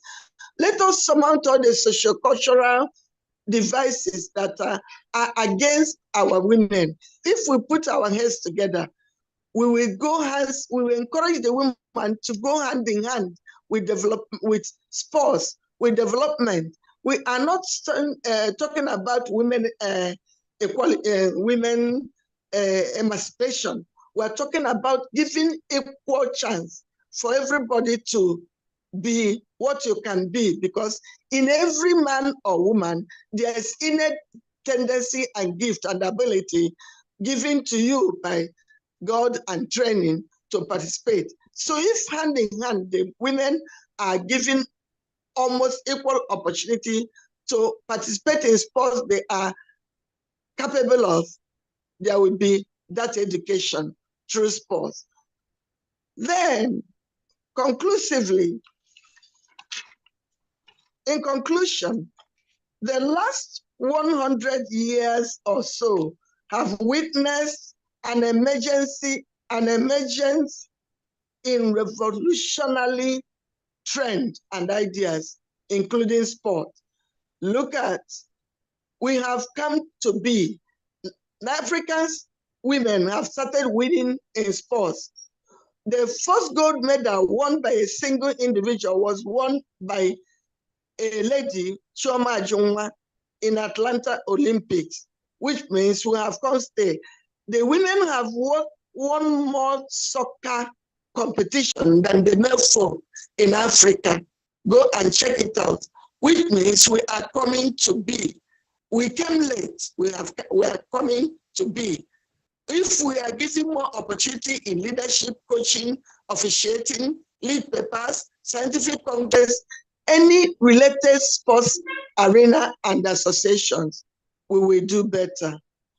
And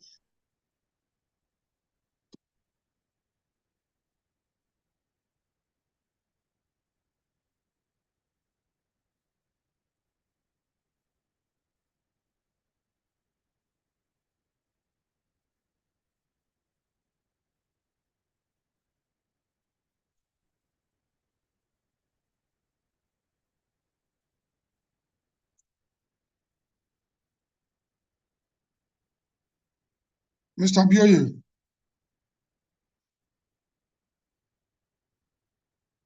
Hello?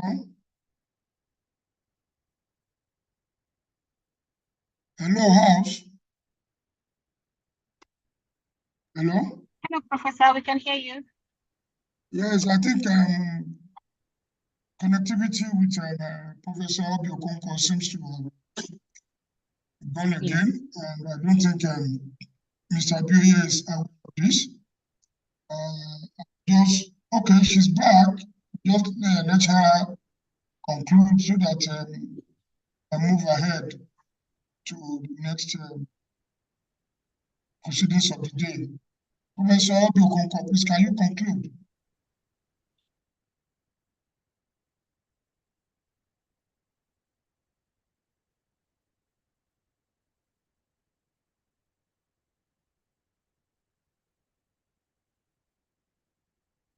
Ladies and gentlemen,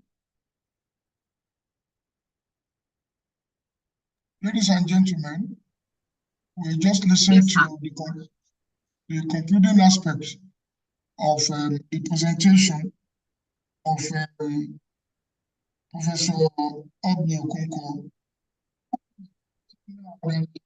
She requires her microphone to be she's muted. Right. Professor Enuga, please unmute her. How come that she's muted?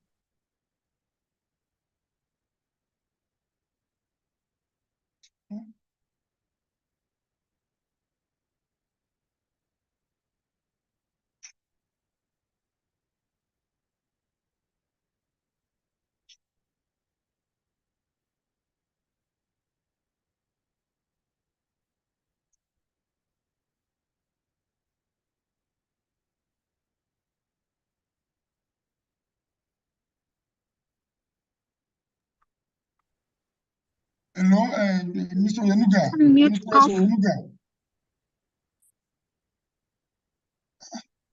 Mr. Abioye is muted. The presenter is muted. How can that happen? She just sent a message that she's muted. What about Mr. Abioye? She is muted. I can tell she's muted. Can you see her message? I can't unmute her from my end. She said I'm muted. Yes. Yes. Hello. There you are. Yes, you have just okay, it is the final word. I said if all forms of discrimination, stereotype, and segregation is surmounted,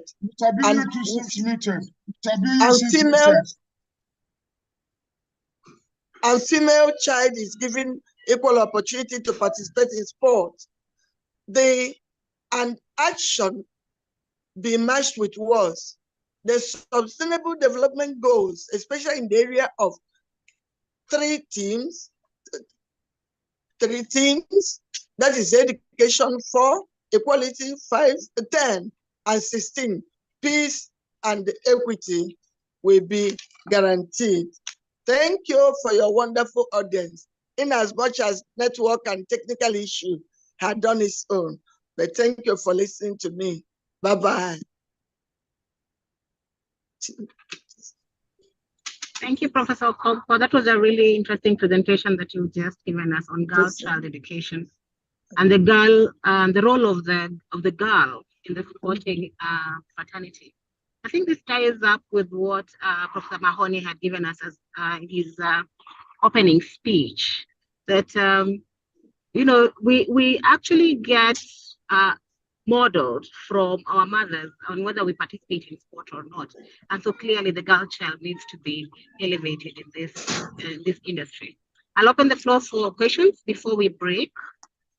Anyone with a question or comments on all the speakers on Professor Okonkwo's presentation, please let us have those comments.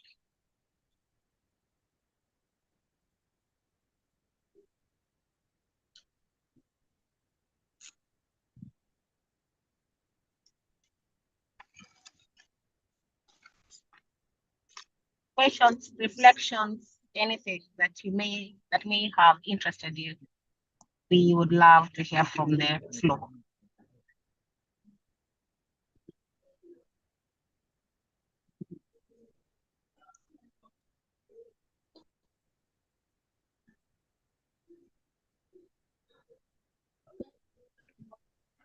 Well, I'm back. I was having the same issue with the professor. My network just went down. I have to switch network. But I'm back with you, Dr. Winnie. And I think it's only proper for us to close this session now and come back for the second plenary in 5-10 minutes so that we can give proper closing ceremony for the 13th All African Games Scientific Congress taking place on the virtual platform. I want to appreciate everybody who has stayed tuned to the wonderful presentation that we have had since morning. And it's only proper for us to take a break, get your cup of coffee or water, like my co said yesterday, maybe some Kenya tea.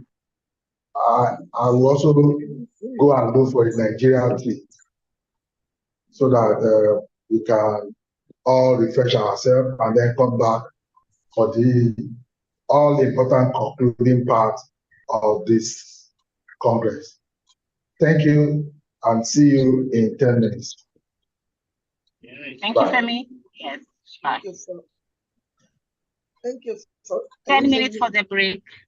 10 minutes for the break. Bye, Professor Okonkwo. Bye. Please, before we go for the break, can you read out the order of presentation? I can see that Dr. Joy Akameze is in the house. Dr. Roslyn is in the house. Mr. Courage Adeyo is in the house too. Those three I can say. Maybe you will have the other presentation in 10 minutes when we come back from the break. Then we can move on to the closing ceremony and the reading of the communique, which is almost ready. Are you the one moderating? Who is that, Nahone?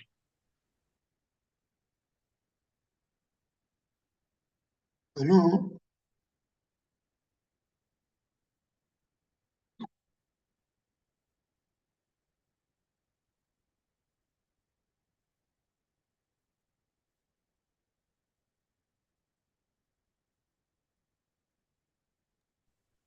Femi, would you kindly read out the order of the presentation? I may not be able to tell who has presented so far.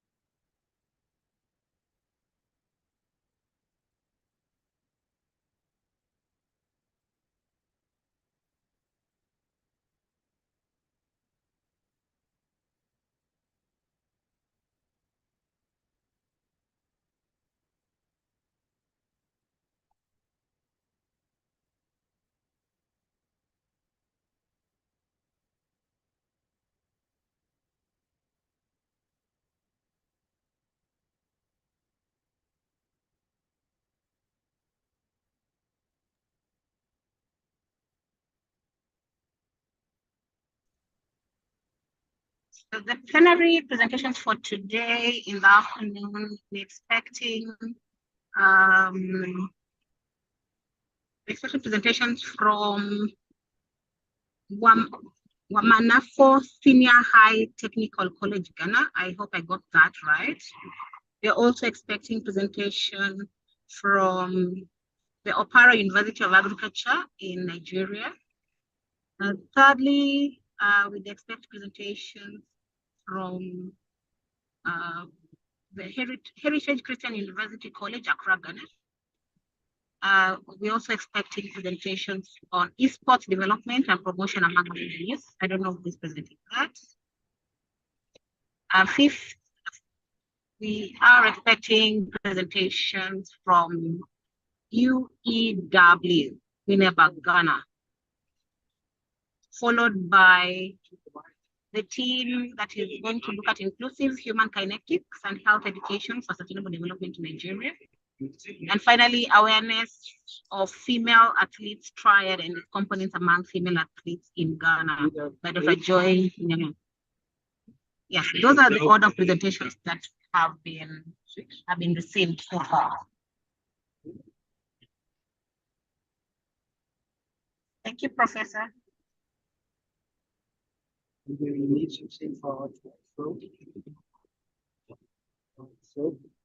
Kindly, Imani, which presentation, which paper was that you are presenting? We can slot you in.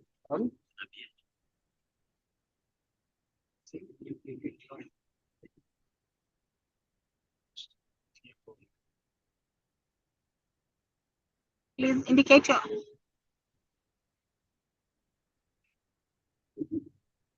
Unmute, please unmute Nuhaila Imani so that she can tell us about her paper that she needs to present. In the meantime, you can chat. You can just type the title of your paper on the chat box so that we include it as among the presentations in the afternoon.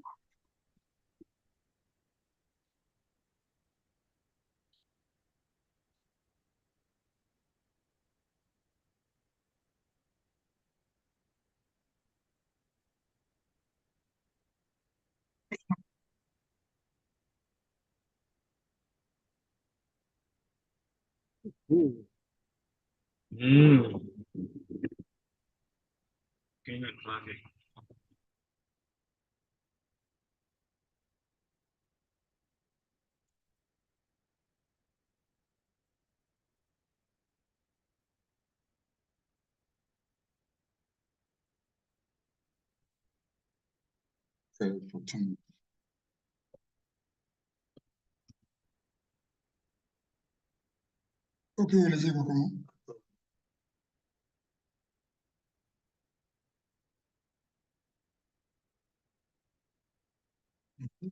Je voulais Lucas. Ok.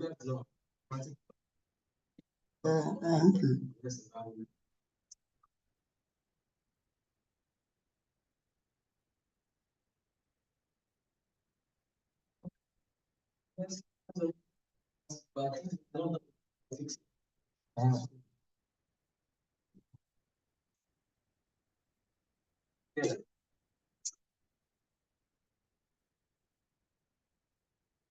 Okay.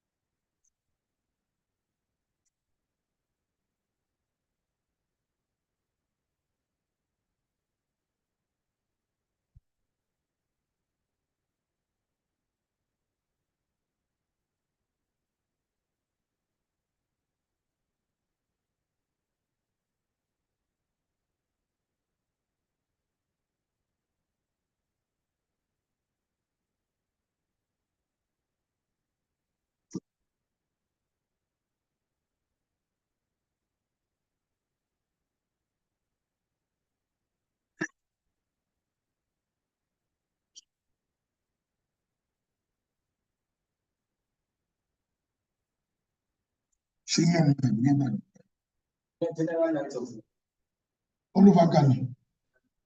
So we are now generating. Okay. And maybe some of these are not powered to generate much.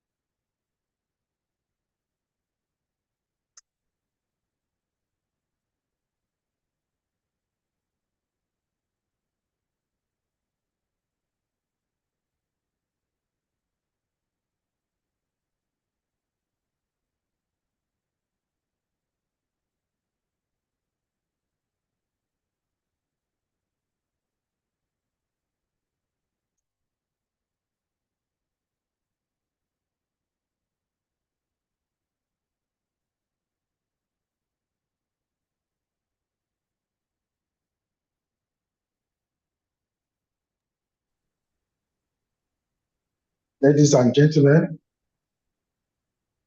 we are back for the concluding plenary of this all-important 13th African Games Scientific Congress taking place virtually.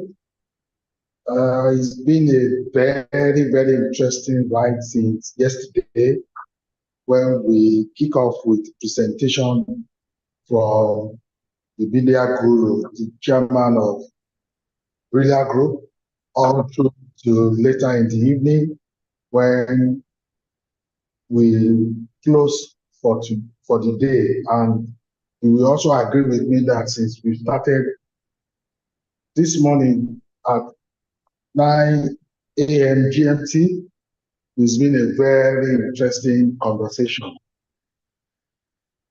We will be moving straight into the section, and we have a lot of presentation to take before we go into the closing ceremony for the Congress.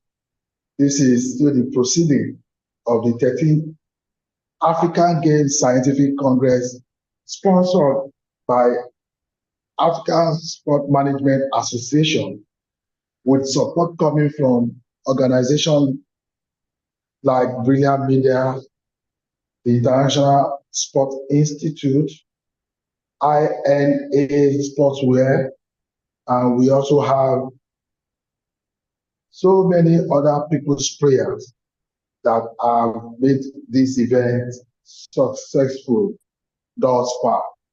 It is my honor to also welcome my co-host, Dr. Winnie, my good self. I am Femi Abiyu. I have been your host since yesterday, all through the morning until now.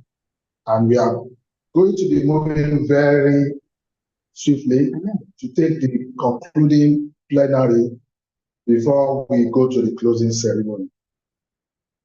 With that, I have the pleasure of my co-host, the president of Dr. TV, to bring on the next set of presentation for this afternoon session.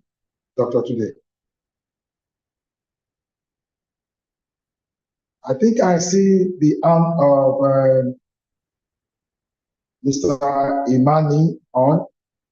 Could you please type your observation or anything you want us to attend to in the chat room?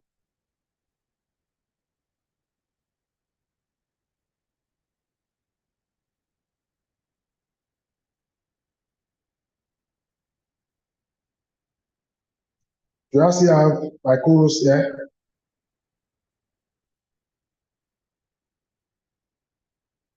think technology has also happened to my co-host.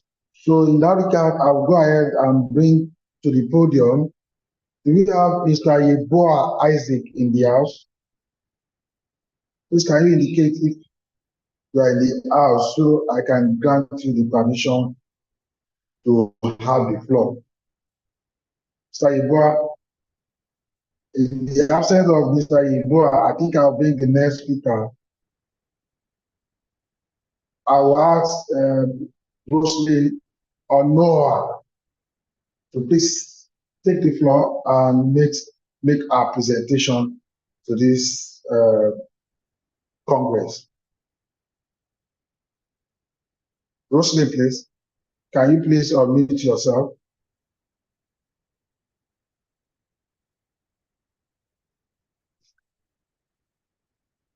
Hello, I can see Rosalie or Noah. Please kindly unmute yourself.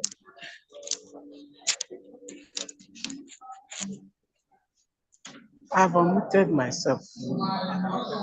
Okay, ma'am. You have 10 minutes to make your presentation.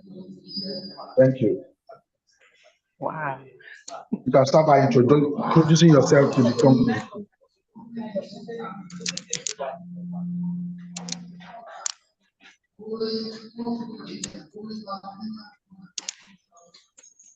Thank you, my amiable professors, associate professors, doctors, and other of our colleagues. My name is Onwa Roslyn Chisaba, doctor. In this my presentation, my paper goes like this: evaluation of the challenges of in-school adolescents' participation in sports and the other activities. Right now, I have not done my PowerPoint. The paper I have not so ready now to present my paper. Be ready tomorrow, please.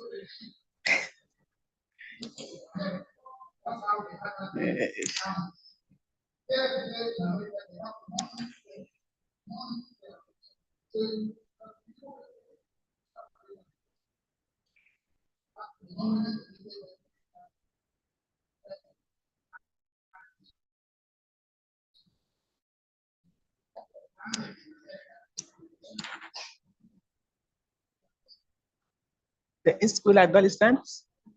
Well, who are the in-school adolescents? The in-school adolescents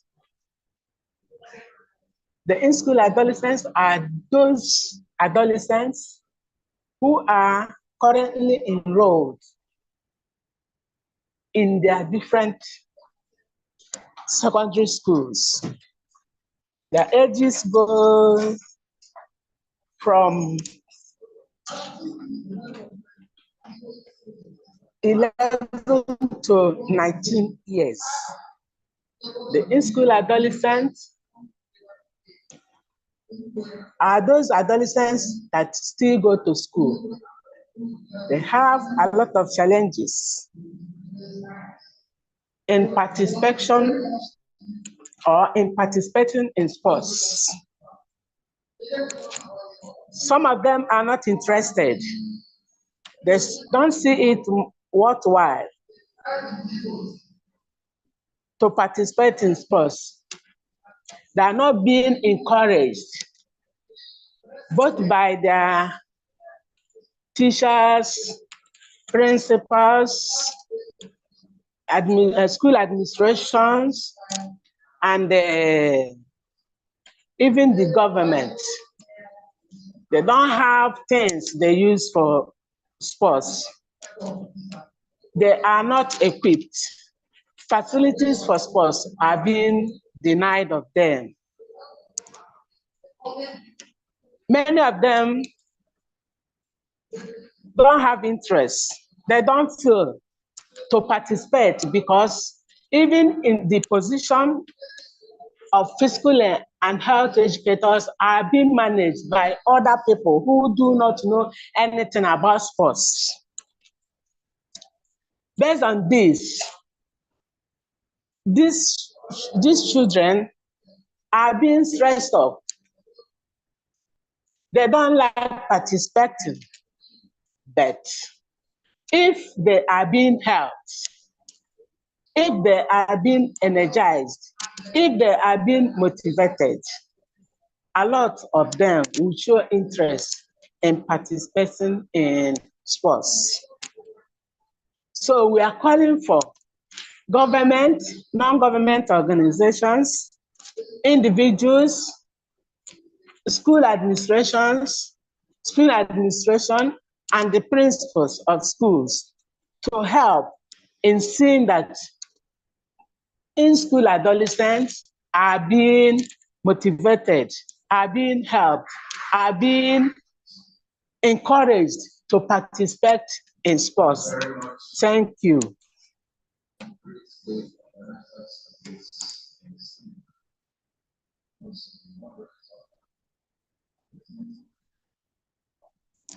Thank you very much. I want to start. I guess that's the end of your presentation, man. Sir? That's the end of your presentation. Yes. I think you should motivate her. She kept to time. She kept to time. Congratulations, madam. We were able to make it under 10 minutes. That's a good one. Thank you very much. Standing move to the next presenter, Mr. Courage Adenyo. Mr. Courage Adenyo is waiting. He's in a very difficult area, terrain in Ghana as we speak. He's talking from the Ontario region, where he may lose connectivity anytime. Can you invite Mr. Courage Adenyo to make presentation now? Okay, thank you very much for the intervention. It will be the turn of Dr. Joy Akameze. Do we have Dr. in the house? Dr. Akameze, kindly unmute yourself and have the floor. Okay, thank you, sir. Permit me, please. Good afternoon, everybody. Permit me. You have 10 minutes to do this one. Okay, please permit me to stand on the existing protocol. Can I please share my screen? Go ahead. Okay.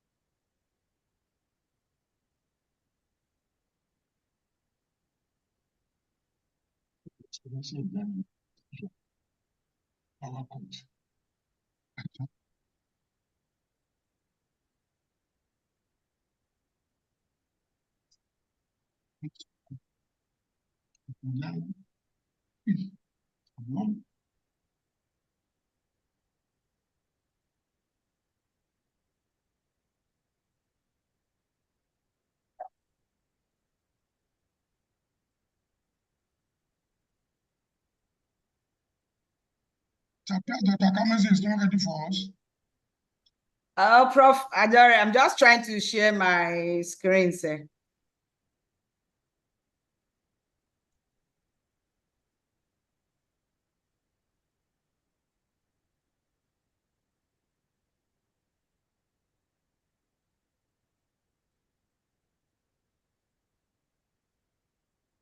Please. Oh, sorry.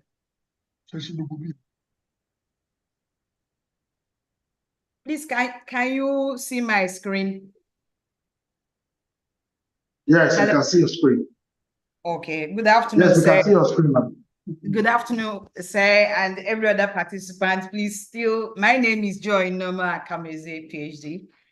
Please permit me to stand on the existing protocol to present this paper on behalf of other colleagues.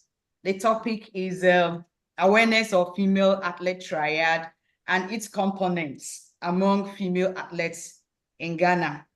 I'm from the Department of Sports and Exercise Medical Sciences, School of Sports and Exercise Medicine, University of Health and Allied Sciences, and I'm speaking on behalf of other colleagues. So by way of introduction, women participation in sports in this 21st century is really on the increase than the past decades. This is really encouraging, and this tries to bridge the gap in gender inequality as far as sports participation is concerned. Now, engaging in physical activity, sports, and exercise has positive effects on the health of both males and females, not only females alone, but both males and female. But however, there is a distinct set of health problems, very unique to the female athletes, and it has emanated as a result of participating in sports. The female athlete triad is a syndrome that affects some female athletes in sports. So who are those really on risk? You can see long distance runners, gymnasts, ballet dancers, and others, as we're going to see as we progress in the course of the work. So the female athlete triad is a serious medical and psychological condition that occurs among female athletes. And if it is not checked, it will have a lifelong consequences on them. But as a result of that, we are not trying to discourage female athletes in participation, but this kind of medical condition really needs an attention. So according to American College of Sports Medicine 2021, the female athlete triad is a health concern for active women and girls who are driven to excel in sports. It involves 3 distinct interrelated conditions. And these are disordered eating, which is a range of poor nutritional behaviors, amenorrhea, whether irregular or absent menstrual periods, osteoporosis, that has to do with low bone mass, which equally leads to weak bones and a risk of fracture. Now, from the diagram you can see here, as it is, triads, the 3 things that made up athlete triads are kind of interwoven because one thing leads to other. For instance, in the area of low energy, if you see the green triangle on the right, under normal circumstances, they are supposed to be optimal energy that is available for sports performance.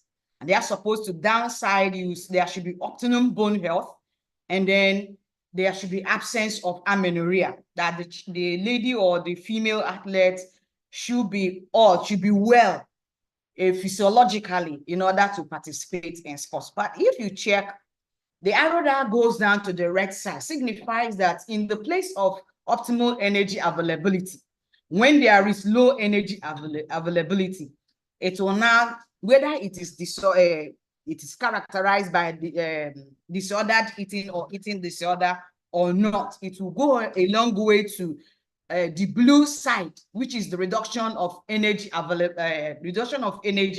that is required for that sport, whether with eating disorder or not.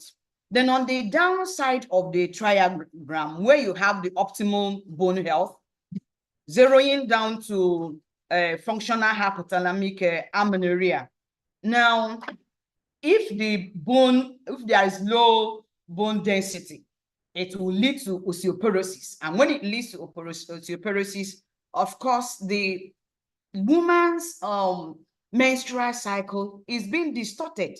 And that will now lead to the one in the middle, which is subclinical menstrual disorder, which can either be oligomenorrhea, it can be primary, it can be secondary amenorrhea. So as we progress, we are going to look at. So it is interwoven, because if energy input is less than energy output, for instance, a long distance runner who runs up to 32 kilometers and he eats little, is going to have low energy intake. And look at the duration he's going to spend on running, a long duration activity, which requires enough energy to be taken in.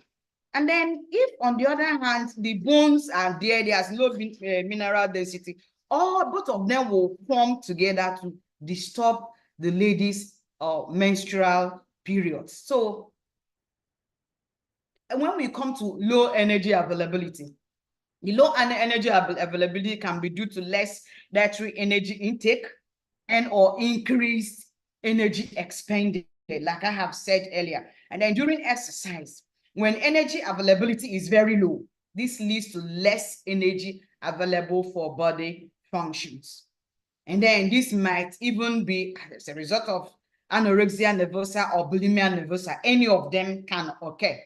And when this happens, it can lead to dehydration, muscle fatigue, weakness, osteoporosis, hormone imbalance. So just only low energy availability can even go to distort the functions of the hormones, which is very, very important. That equally affects the other side of the menstrual cycle. This one is just on the low energy availability.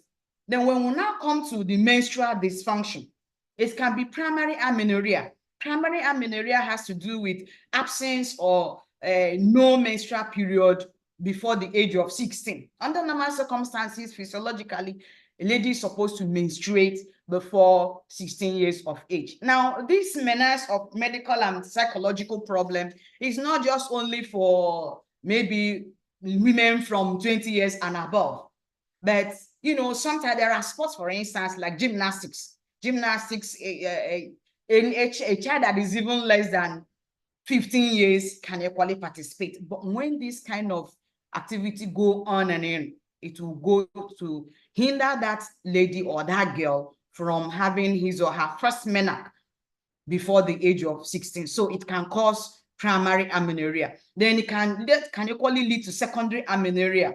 Secondary amenorrhea affects those who have already started menstruating. So menstruation ceases for like 3 months or more in a woman who has previously menstruated.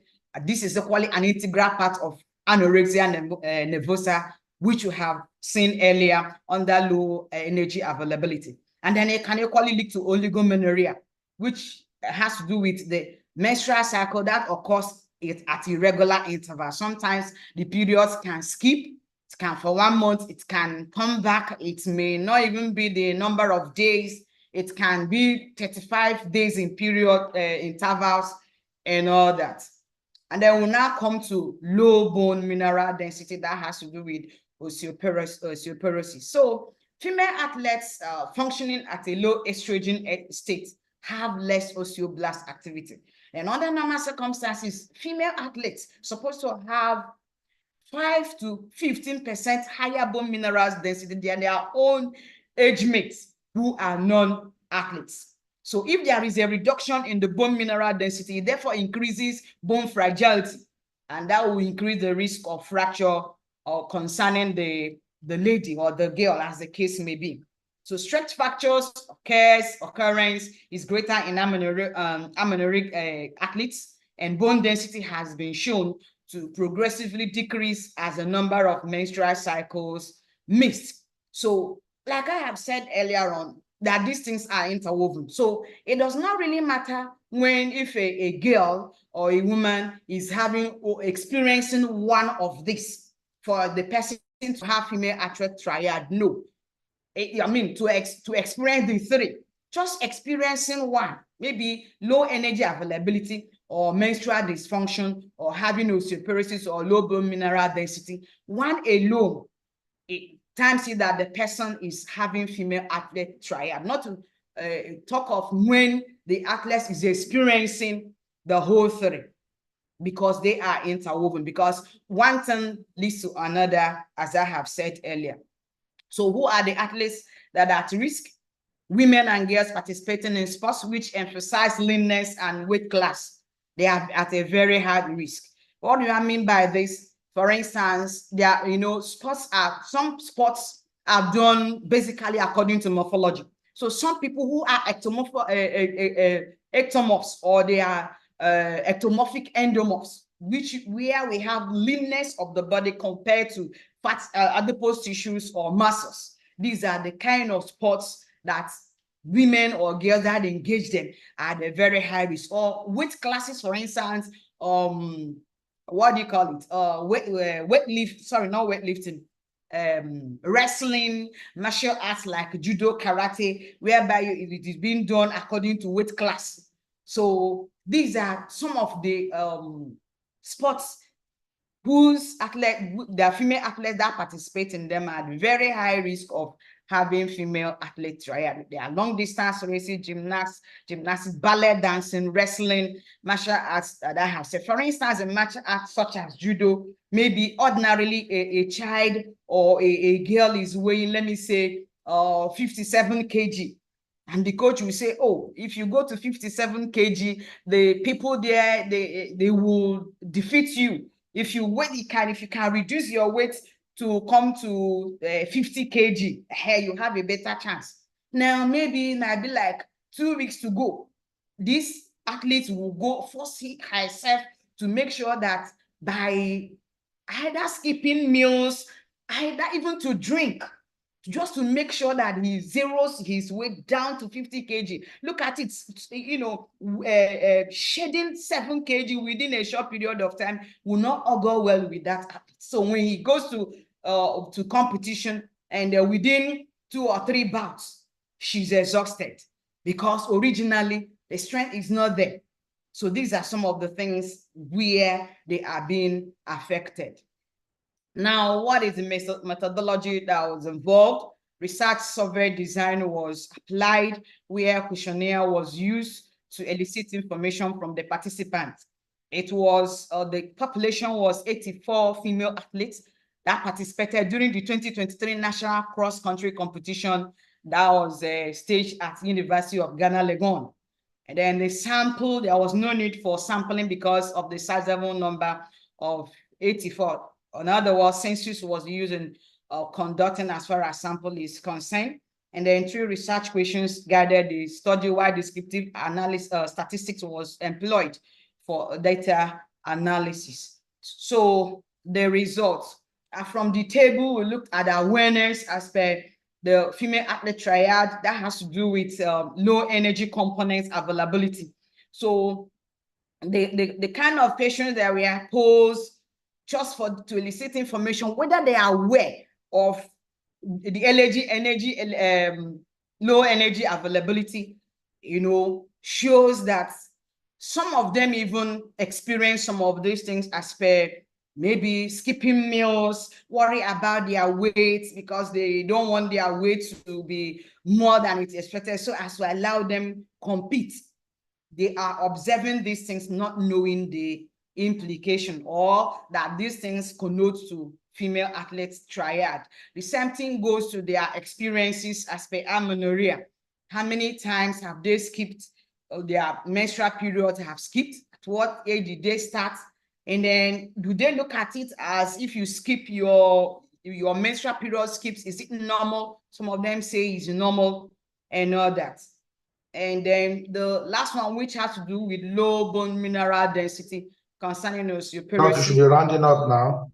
Okay, so at the end of it, it was deduced the finding of this paper of the research shows that long-distance female athletes in Ghana are not aware of the female athletes triad, comprising of low energy availability, menstrual dysfunction, and low bone mineral density. However, even when they experience some of these medical and psychological problems, they wouldn't know that these are components of female athletes triad. Then in conclusion, it is believed that virtually every aspect of life involves risk. Every aspect in life involves risk. Sports and exercise, including physical activities, are not equally excluded. But nevertheless, the health benefits of sports far outweighs the risk. Therefore, women and girls should be encouraged to participate in sports, exercise, and physical activities, but care should be taken on their physiologic and their psychological health so that they will not put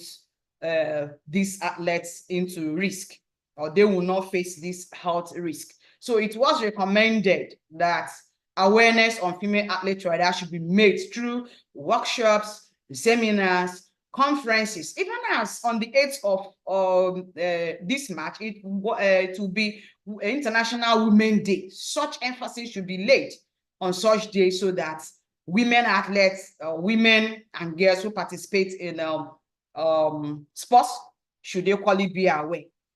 Finally, coaches, athletes, trainers, and all stakeholders should equally be on the watch out of these athletes who are on their care in order to find lasting solution to this menace among women and children. Thank you very much. Thank you very much, Dr. Akamueze, for that wonderful presentation. I think we have to save time so that the closing ceremony will not take so much time, and I'll be moving simply now to go to the next presenter. We have the opportunity of bringing to the podium Dr. Oluwasegun Oguleye. Is Dr. Oluwasegun Oguleye ready for our presentation?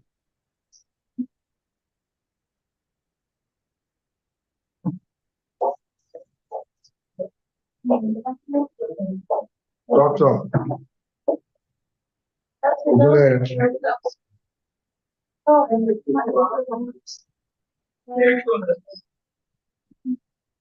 Do I still have Dr. Oguleye on this call?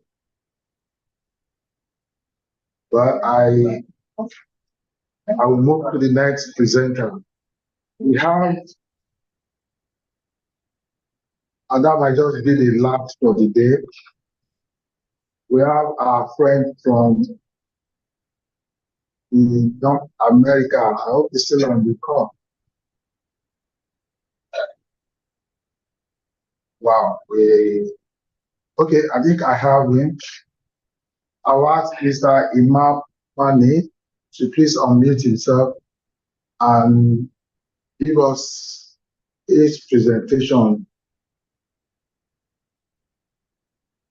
Mr. Mani, can you please unmute yourself? It's time to hear from you at this wonderful scientific congress taking place online.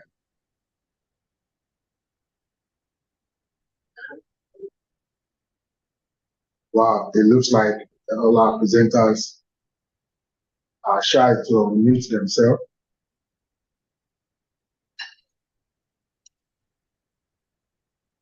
May I revert back to the chairman of the Congress?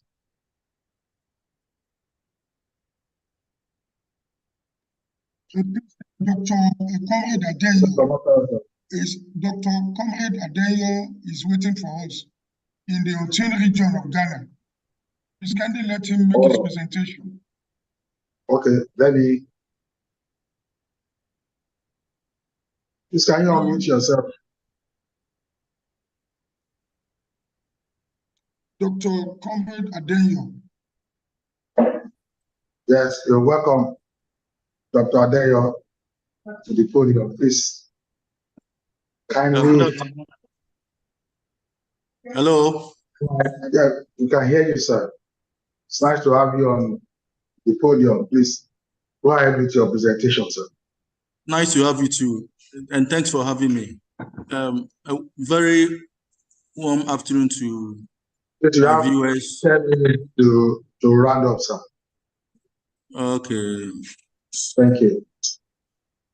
You're welcome.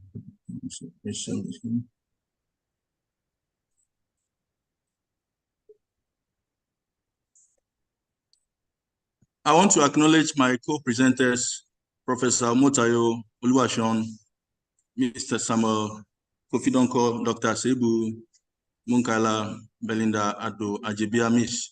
And the title of my presentation this afternoon is From Campus Life to Global Health, Understanding Non-Communicable Diseases and Physical Inactivity Among Ghanaian University Students.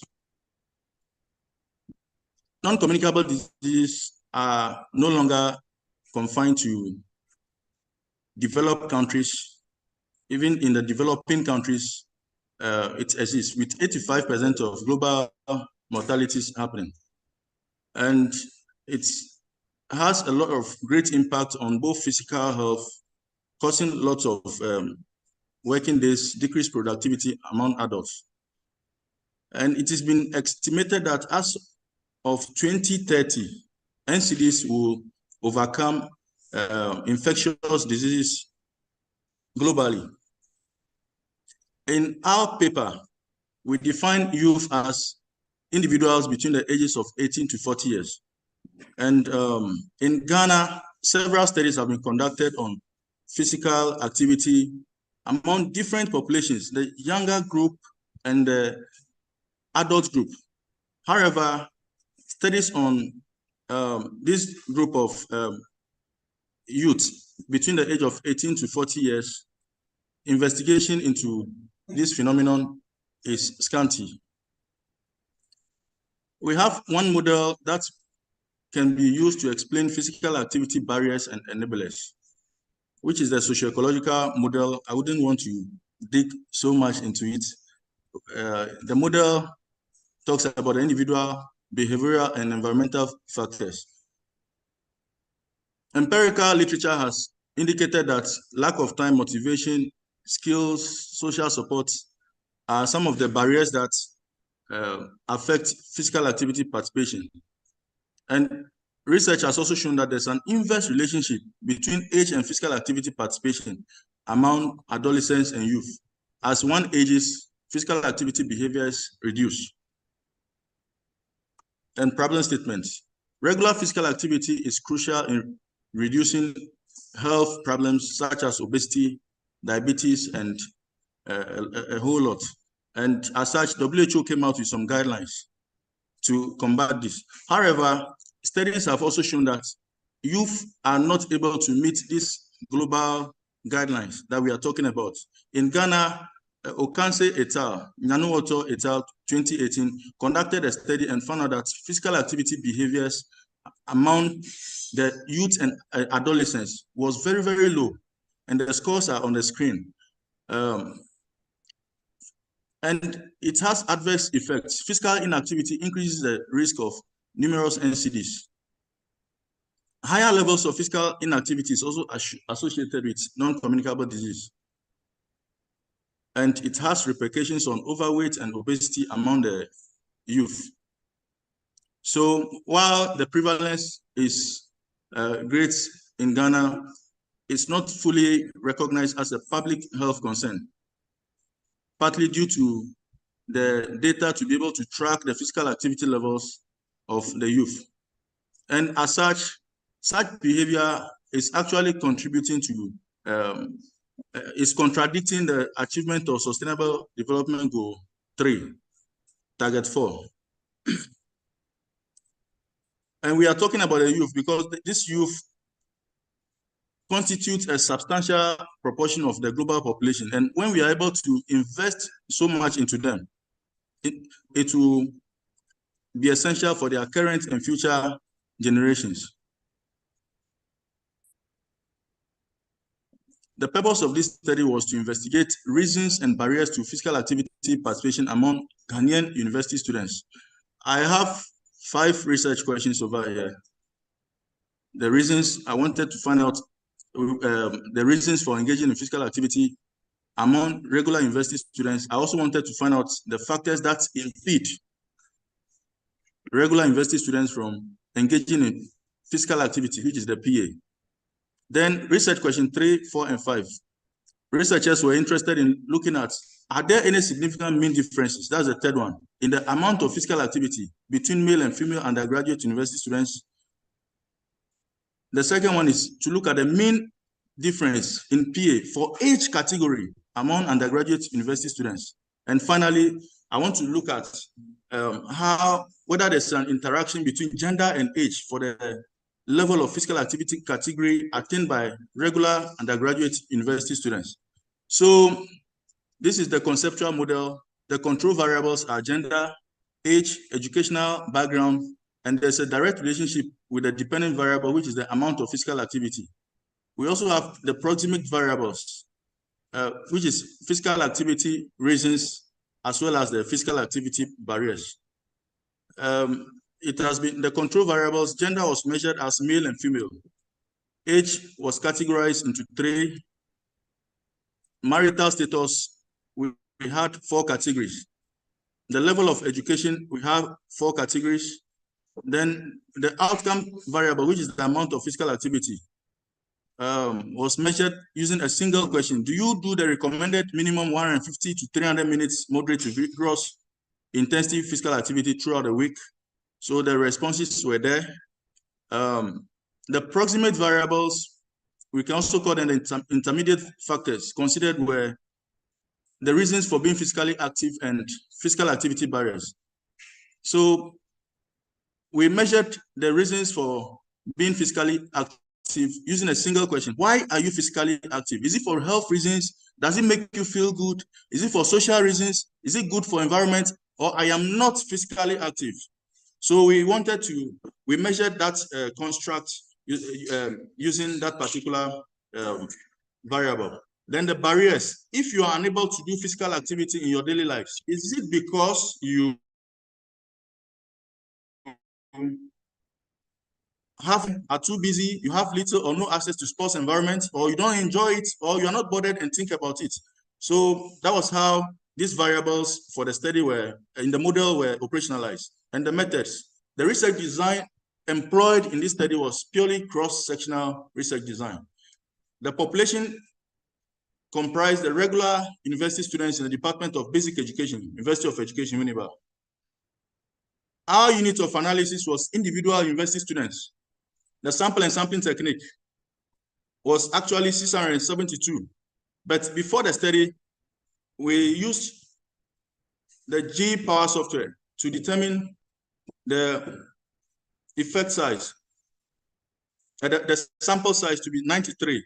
And a sample size of 93 was the lowest sample size we could ever use in order to achieve an effect size of 0.50 at 0.001 alpha level. So at the end of the day, we settled on 672 as our sample size using the convenience sampling technique. The instrument used was largely Google Forms, consisting 2 sections. The instrument was validated using content and construct means, with reliability assessed using a Cronbach's alpha model. And at the end of the day, a reliability coefficient of 0.85 was attained. Statistical analysis. Data collected was scrutinized using the Mahalanobis distance test to check for outliers, and missing files, missing data was assessed using the frequency, descriptive frequency. Research question 1 and 2 was analyzed using frequency counts and percentages. We're just interested in looking at the reasons and the barriers. So frequency and percentages was what we used. Then for research question 3, 4, and 5, we employed the 2x3 factorial ANOVA. And now the results. As far as gender was concerned. Hello? Hello? Hello? Hello? Hello? We cannot hear you, just go on. Okay, thank you very much. So as far as gender was concerned, males dominated with 67%, largely represented. And as far as age was concerned, 616 respondents were between the ages of 21 to 30 years. In terms of level of education, the level of the degree or education, we have level 400s largely represented, which is 49%. With respect to research,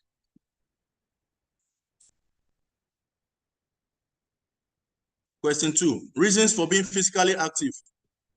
82% of the respondents indicated that they engage in physical activity because of health reasons. As far as barriers to physical activity was concerned, 42% said they had no time for exercise, which could be due to the quantum of academic work on campus.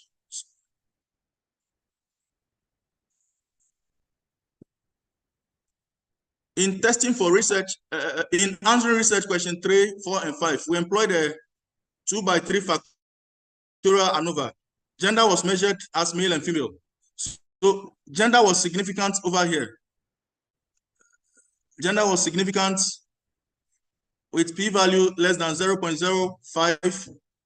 Age was also significant. Gender and age was also significant in addition.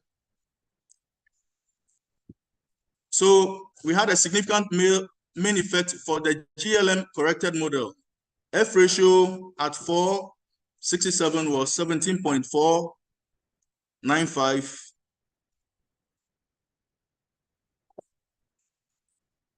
A significant main effect for gender was also achieved. F at 1 and 67 was 12.859, and our p-value was also less than 0.05. And for gender, F at 2, 67, the F ratio was 33.709. It was also significant.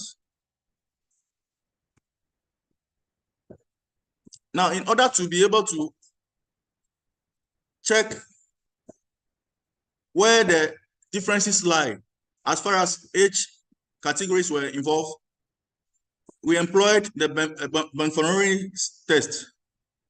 So the differences were largely felt at age differences below 20 years, which was also significant, and for age group 21 to 30 years.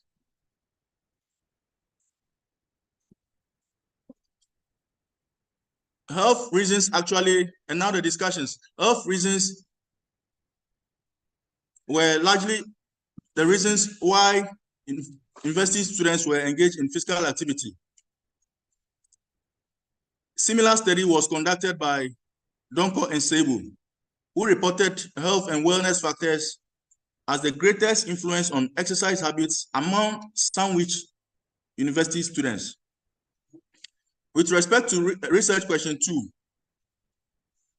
which was found in this study as time being a limiting or a barrier to engaging in regular physical activity, Kodor et al. 2019 reported that engagement in physical activity has been observed to decrease with advancing age, initiating in early adolescence. So as age increases, or as one ages, physical activity behaviors begin to decrease, especially during late adolescence and during early adulthood. As far as results on 2x3 factorial ANOVA, which were all significant, was concerned,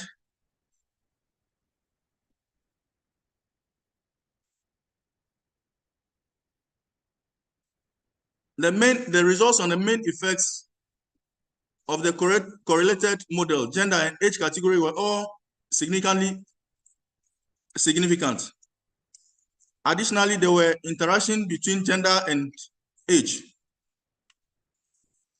The findings actually suggest that there's a trend of decreasing engagement in physical activity as individuals progress from early adolescence through late adolescence and into early adulthood.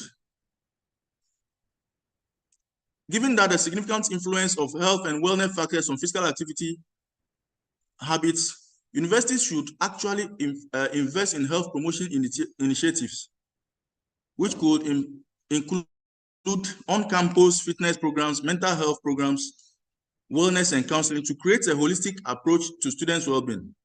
In addition, individuals should implement measures to create supportive environments that encourage physical activity within the institution and the broader community as a whole. And finally, we should acknowledge the significant role that gender and age plays as far as physical activity levels are concerned, and develop gender-specific strategies that consider the unique challenges and preferences of male and female students, ensuring inclusivity in promoting an active health style. Thank you very much for your audience. I will now pause here for significant inputs. Thank you. Thank you very much, Mr. Adeyo, for your presentation. We're welcome. Coming to the end closing ceremony for the proceeding of this wonderful event that I've been engaging in the last 2 days. And it is my pleasure to ask if Mr. Imamani from Morocco is still on the call to give the last presentation before we move to the proper closing ceremony. I've been asked to inform every participant that has stayed because of this Congress that there is a certificate of participation that will be granted everybody courtesy of ASMA, the sponsor of this wonderful Congress. I've been your host yesterday. My name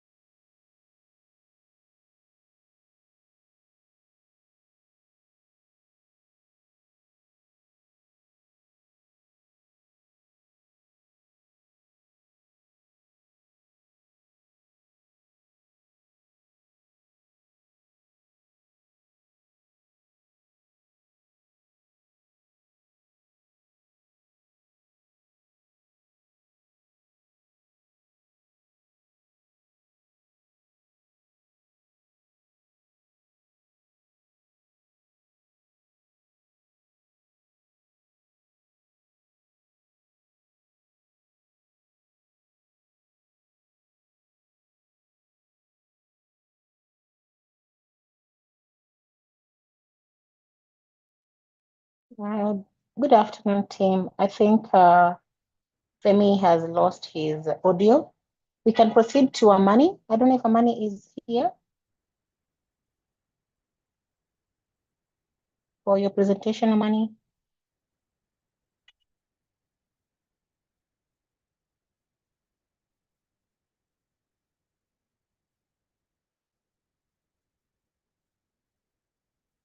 Anyone from Morocco, would you be able to know if Amani is in the room?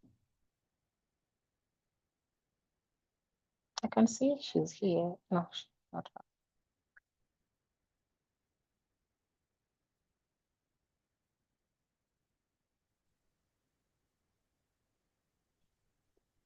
My course is back. I'm not sure we still have any presentation left. Yes, we're just asking about Amani from Morocco, if she's on the floor, if she's on the platform, if so she can make a presentation. I've looked through, I think it's no longer on the floor. Can we ask the permission of the chairman, Professor Seun Omotayo, for us to proceed into the closing ceremony in the absence of any other presentation?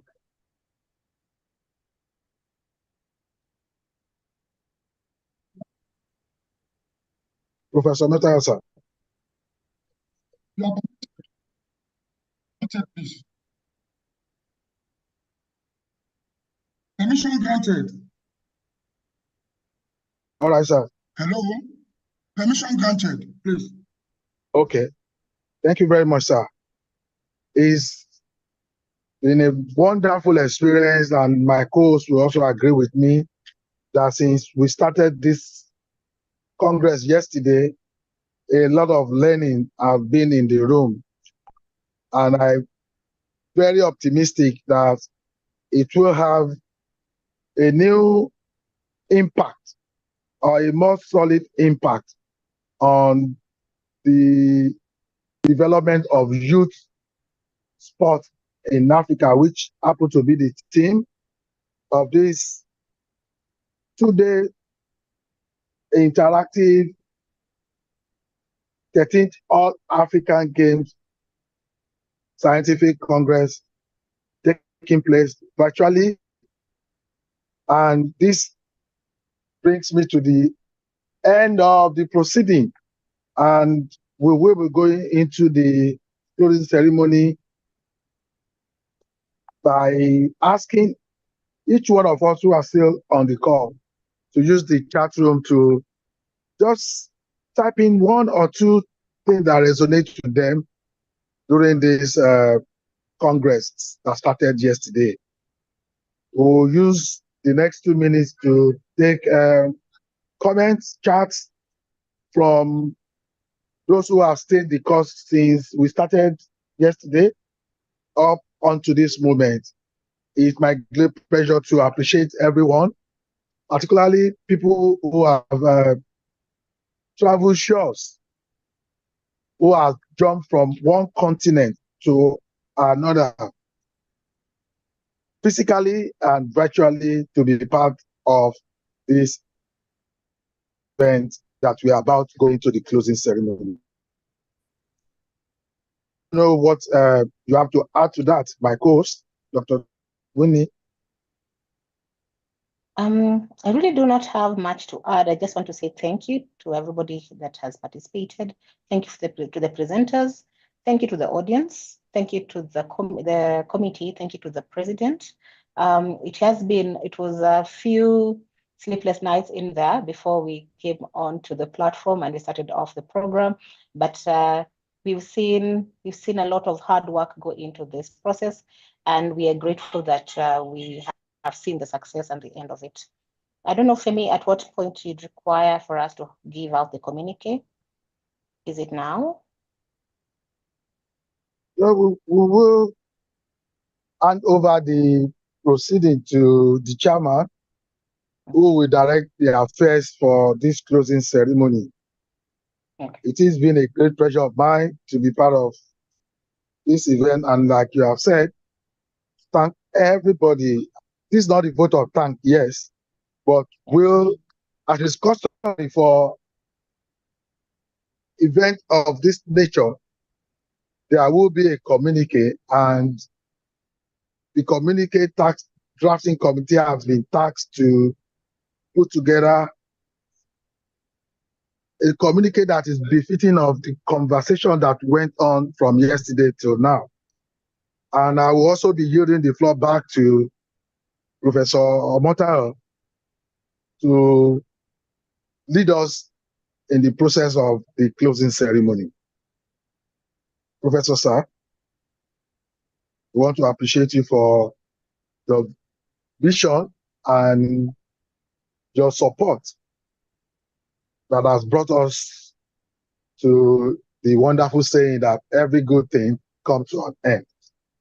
And here we are at the closing ceremony of the 13th Africa Scientific Congress. Professor Mota, you have the floor, sir.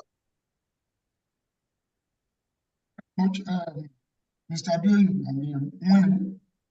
it has been interesting to see the two of you working together to ensure that Nigeria, and it appears the two of you are sitting side by side. I have to the stage of the closing ceremony to back to Mr. Abioye because the next activity actually falls,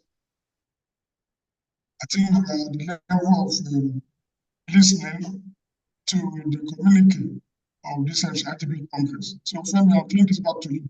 Maybe after this, you can then invite me to make my closing remarks on behalf of myself and Dr. Emmanuel Busuansa, the Chief Operating Officer the 13th African Games. Thank you very much. Very much, sir. And we'll be moving swiftly into the communique Mr. that has been. Sir?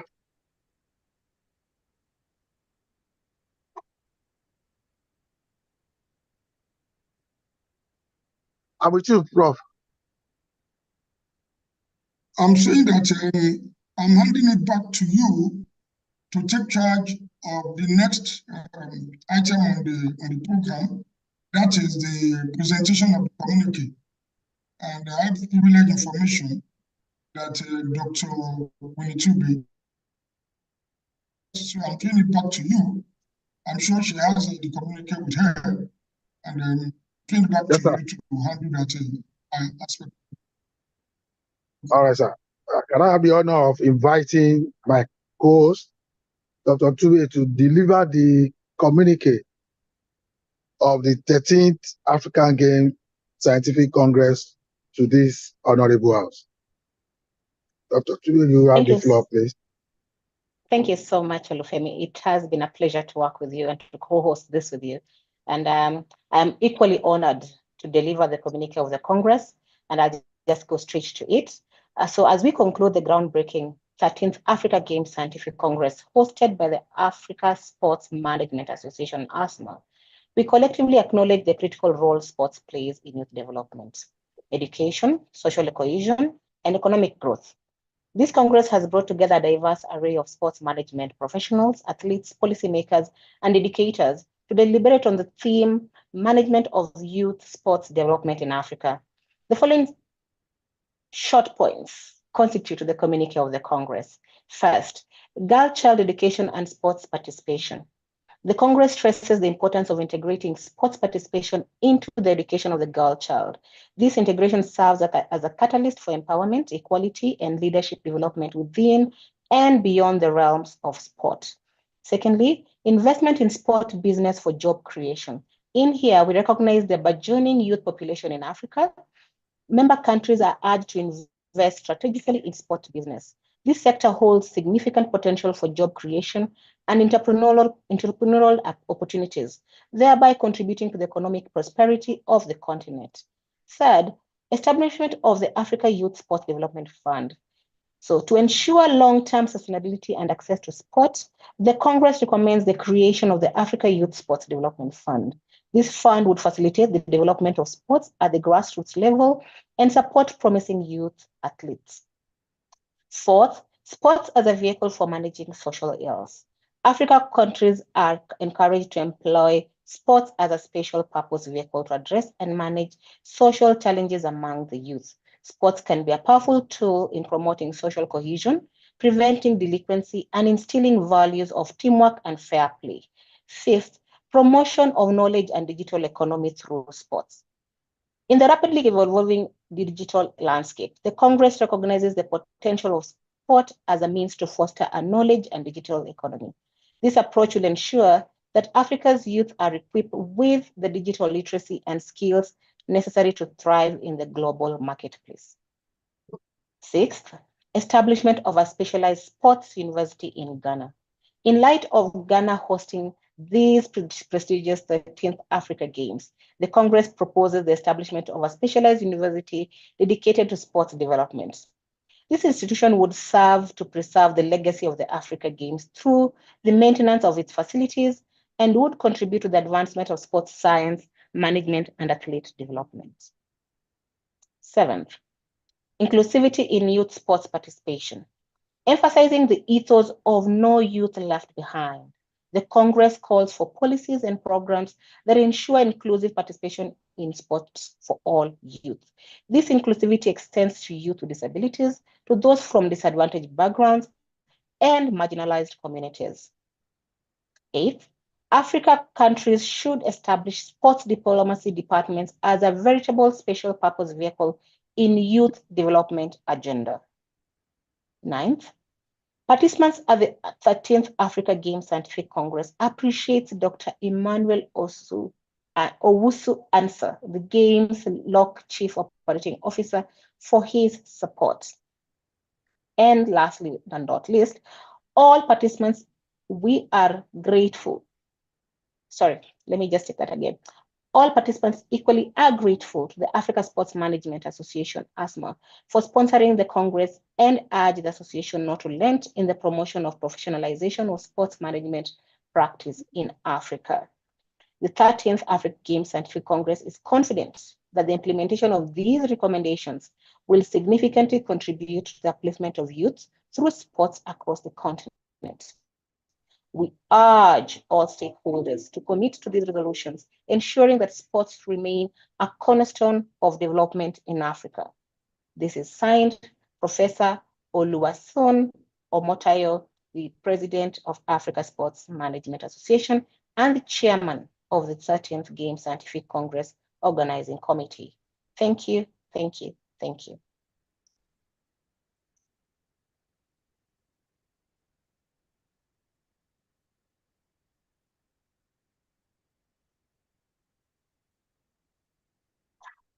Femi?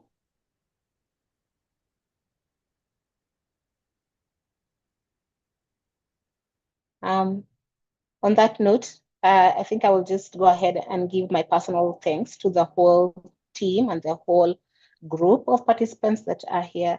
I really do appreciate you coming on board, making this happen. Without the committee, this would not have happened. Without the participants, this would not have happened. Without the speakers, this would not have happened. And I really want to say a big thank you. And we look forward to the next Congress. And I want to hand this over to our chairman, Professor Omotayo. Please, the floor is yours. Thank you very much, Winnie,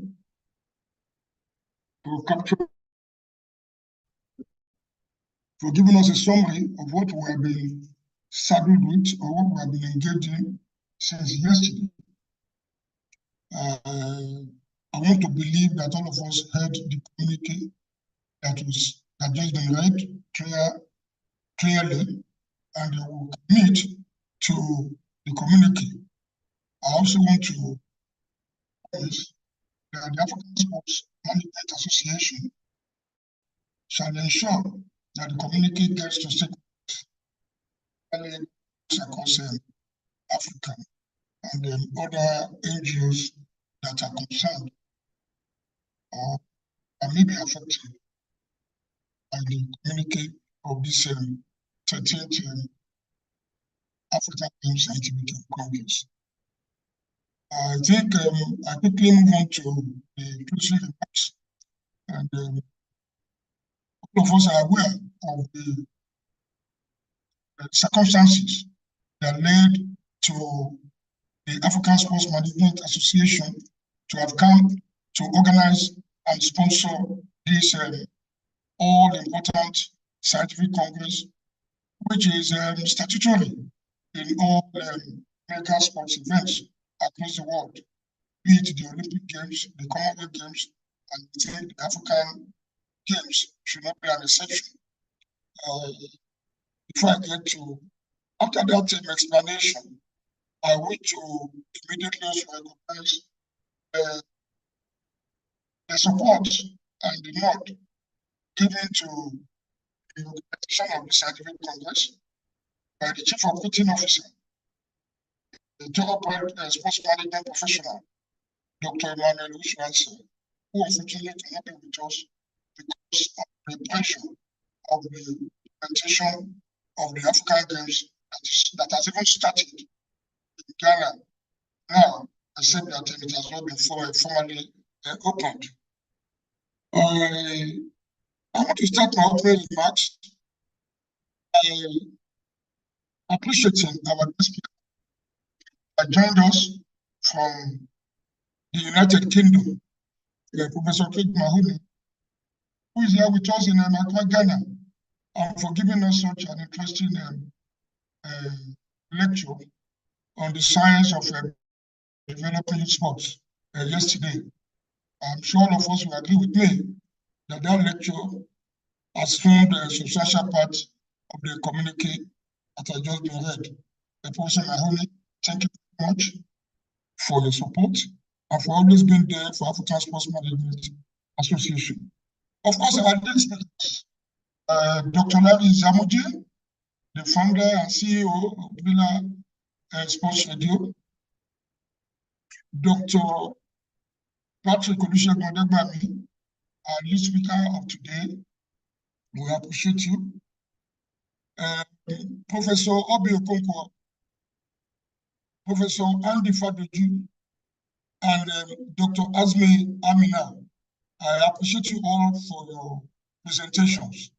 It will interest you that Dr. Amina spoke from Morocco, French language, and it was being simultaneously translated into English language by the power of technology provided by our IT managers, Professor Enuga and Co.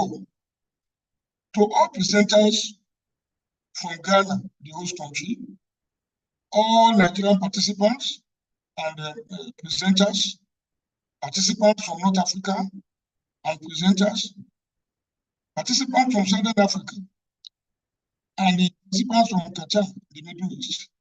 I appreciate your support.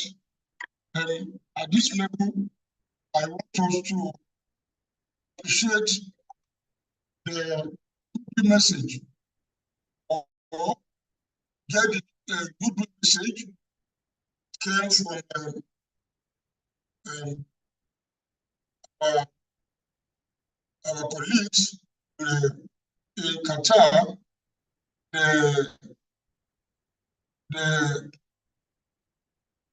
The Qatar Independent Golf Association, represented by Mr. Yassin Al-Jabati, sending a good message to the Congress from Qatar, where he congratulated the organizers and all presenters and participants. And is thanking the African Sports Management Association for inviting their participation and giving them the opportunity to be part of the conference. According to his message, it would be the honor of the JSCR and KRGI to be part of the promotion of youth sports management in Africa under Yusuf Cooperation.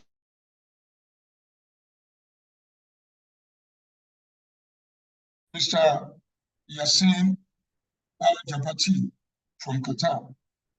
Having read that message, I want to also appreciate corporate supporters in kind. These are organizations that have been supporting the Sports Management Association, coincidentally, since I assumed office as acting president of the association. I want to appreciate Villa Sports Radio, particularly the founder and CEO, Dr. Samuji, to appreciate Eagle 7 Sports Radio, founder, particularly Chief Sheikh Mohamed, former Super Eagles captain, to appreciate the advisory board, the International Sports Institute for the support. I want to appreciate the Sportswear Manufacturing Company of China for the support. In fact, they sent to the brochure. I'm sure it is well documented in our brochure all the way from China. And finally, I also want to appreciate the founder, the founder Beyond Dreams Sports Academy, also the founder Prime Stars Football Club, one of the privately owned sports enterprise in Africa. On behalf of the CEO, Dr. Emmanuel Uswansa of the 13th African Games, and on behalf of the African Sports Management Association leadership, I want to thank the for what you've done so far to assist in African Sports Management Association. I will not end this two-day thoughtful event that appreciating Congress Implementation Committee under the chairmanship of Ambassador Sylvester Ejamo, the Vice President, West Africa, of African Sports Management Association, and of course, the members of that committee, the Secretary General of ASMA, Professor Elijah Kitunga, Colonel Dr. Tibet Uko, the second Vice President of ASMA Nigerian Chapter, Mr. Ashola Oguno, who incidentally is celebrating his birthday today, the PRO of ASMA Nigeria, Mr. Xavier, the Secretary General, Mr. Olumide Xavier, the Secretary General of ASMA Nigeria, Mr. Femi Abioye, the head of the Secretariat Operations of African Sports Management Association, is also the Executive Secretary of African Students Football Union. And not forgetting the two ladies in the house, Dr. Winnie Chobe, for a good job done in that committee for being such a wonderful campaign in this organization. I give kudos to our North African coordinator, North African coordinator of African Sports Management Association, Dr. Amina Azmi, for all that we're able to do. At this point, I want to make a quick announcement. All participants yesterday should please send their names in the way they want it to appear on the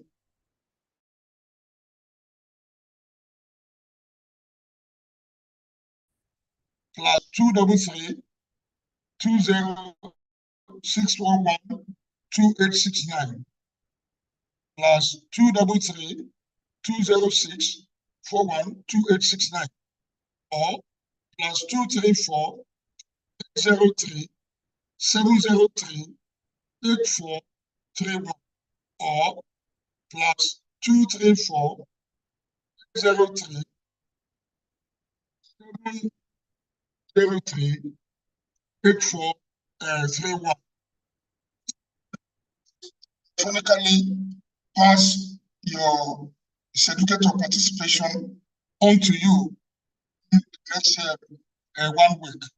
At this point, I want to thank everybody that has been part of this thoughtful Congress to commemorate the 13th African Games and to appreciate the leadership of African Sports Management Association for the sponsorship and for the organization.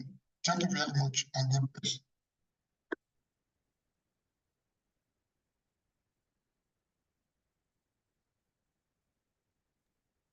Professor Mata, thank you so much for that. May I just request one more thing of you, that you officially close the Congress for us?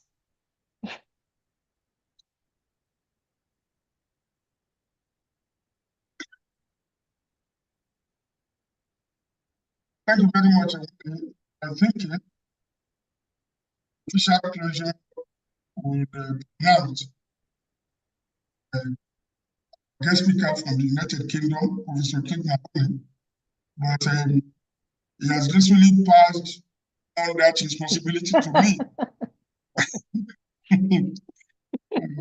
So on behalf of our guest speaker, Professor King Mahoney, I hereby declare the 13th African Games Scientific Congress to commemorate the 13th African Games closed.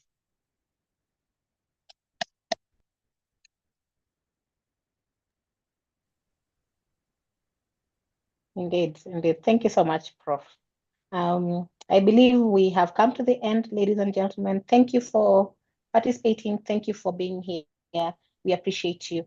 The numbers, I think someone has said the numbers were too fast for Prof. I think we'll post it here in the chat box, and then the numbers in which they can send their names to. Okay. Can I repeat the numbers? Yeah. Yes, I think we can just, we can get it from you, Prof, and then we'll just put it on the chat. Oh, okay, that will help. Yeah. See if I can.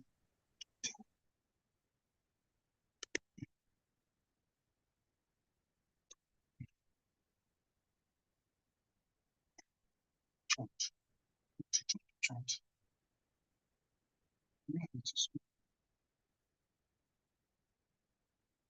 Thank you. Okay. In the meantime, Femi, I think you have your hand up.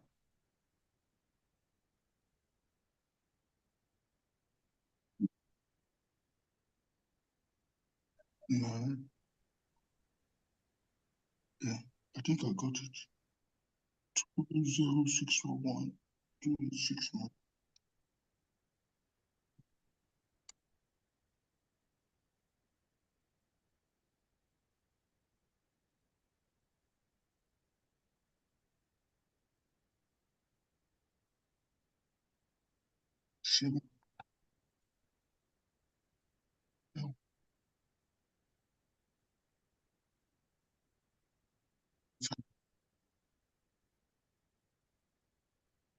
Thank you, team. Thank you, members.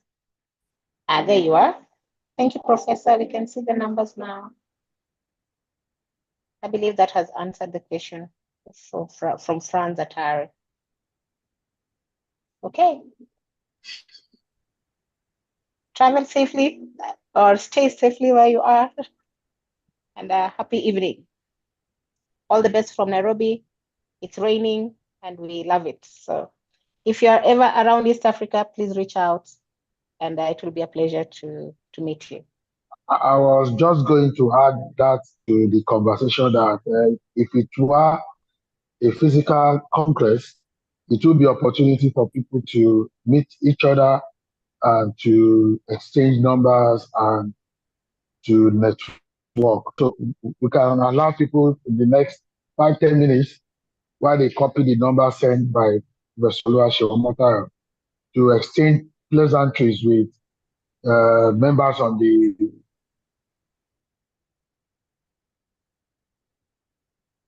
That's a very good idea. I'm going to share my email address and let's chat. Let's link up online. Hello.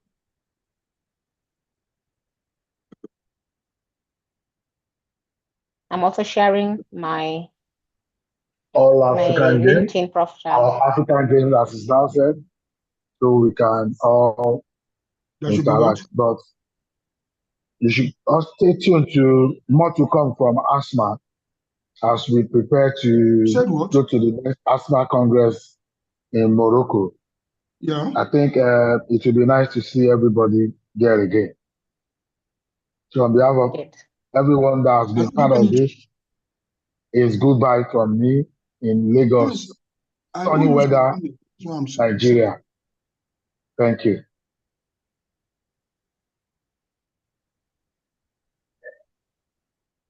To do the what?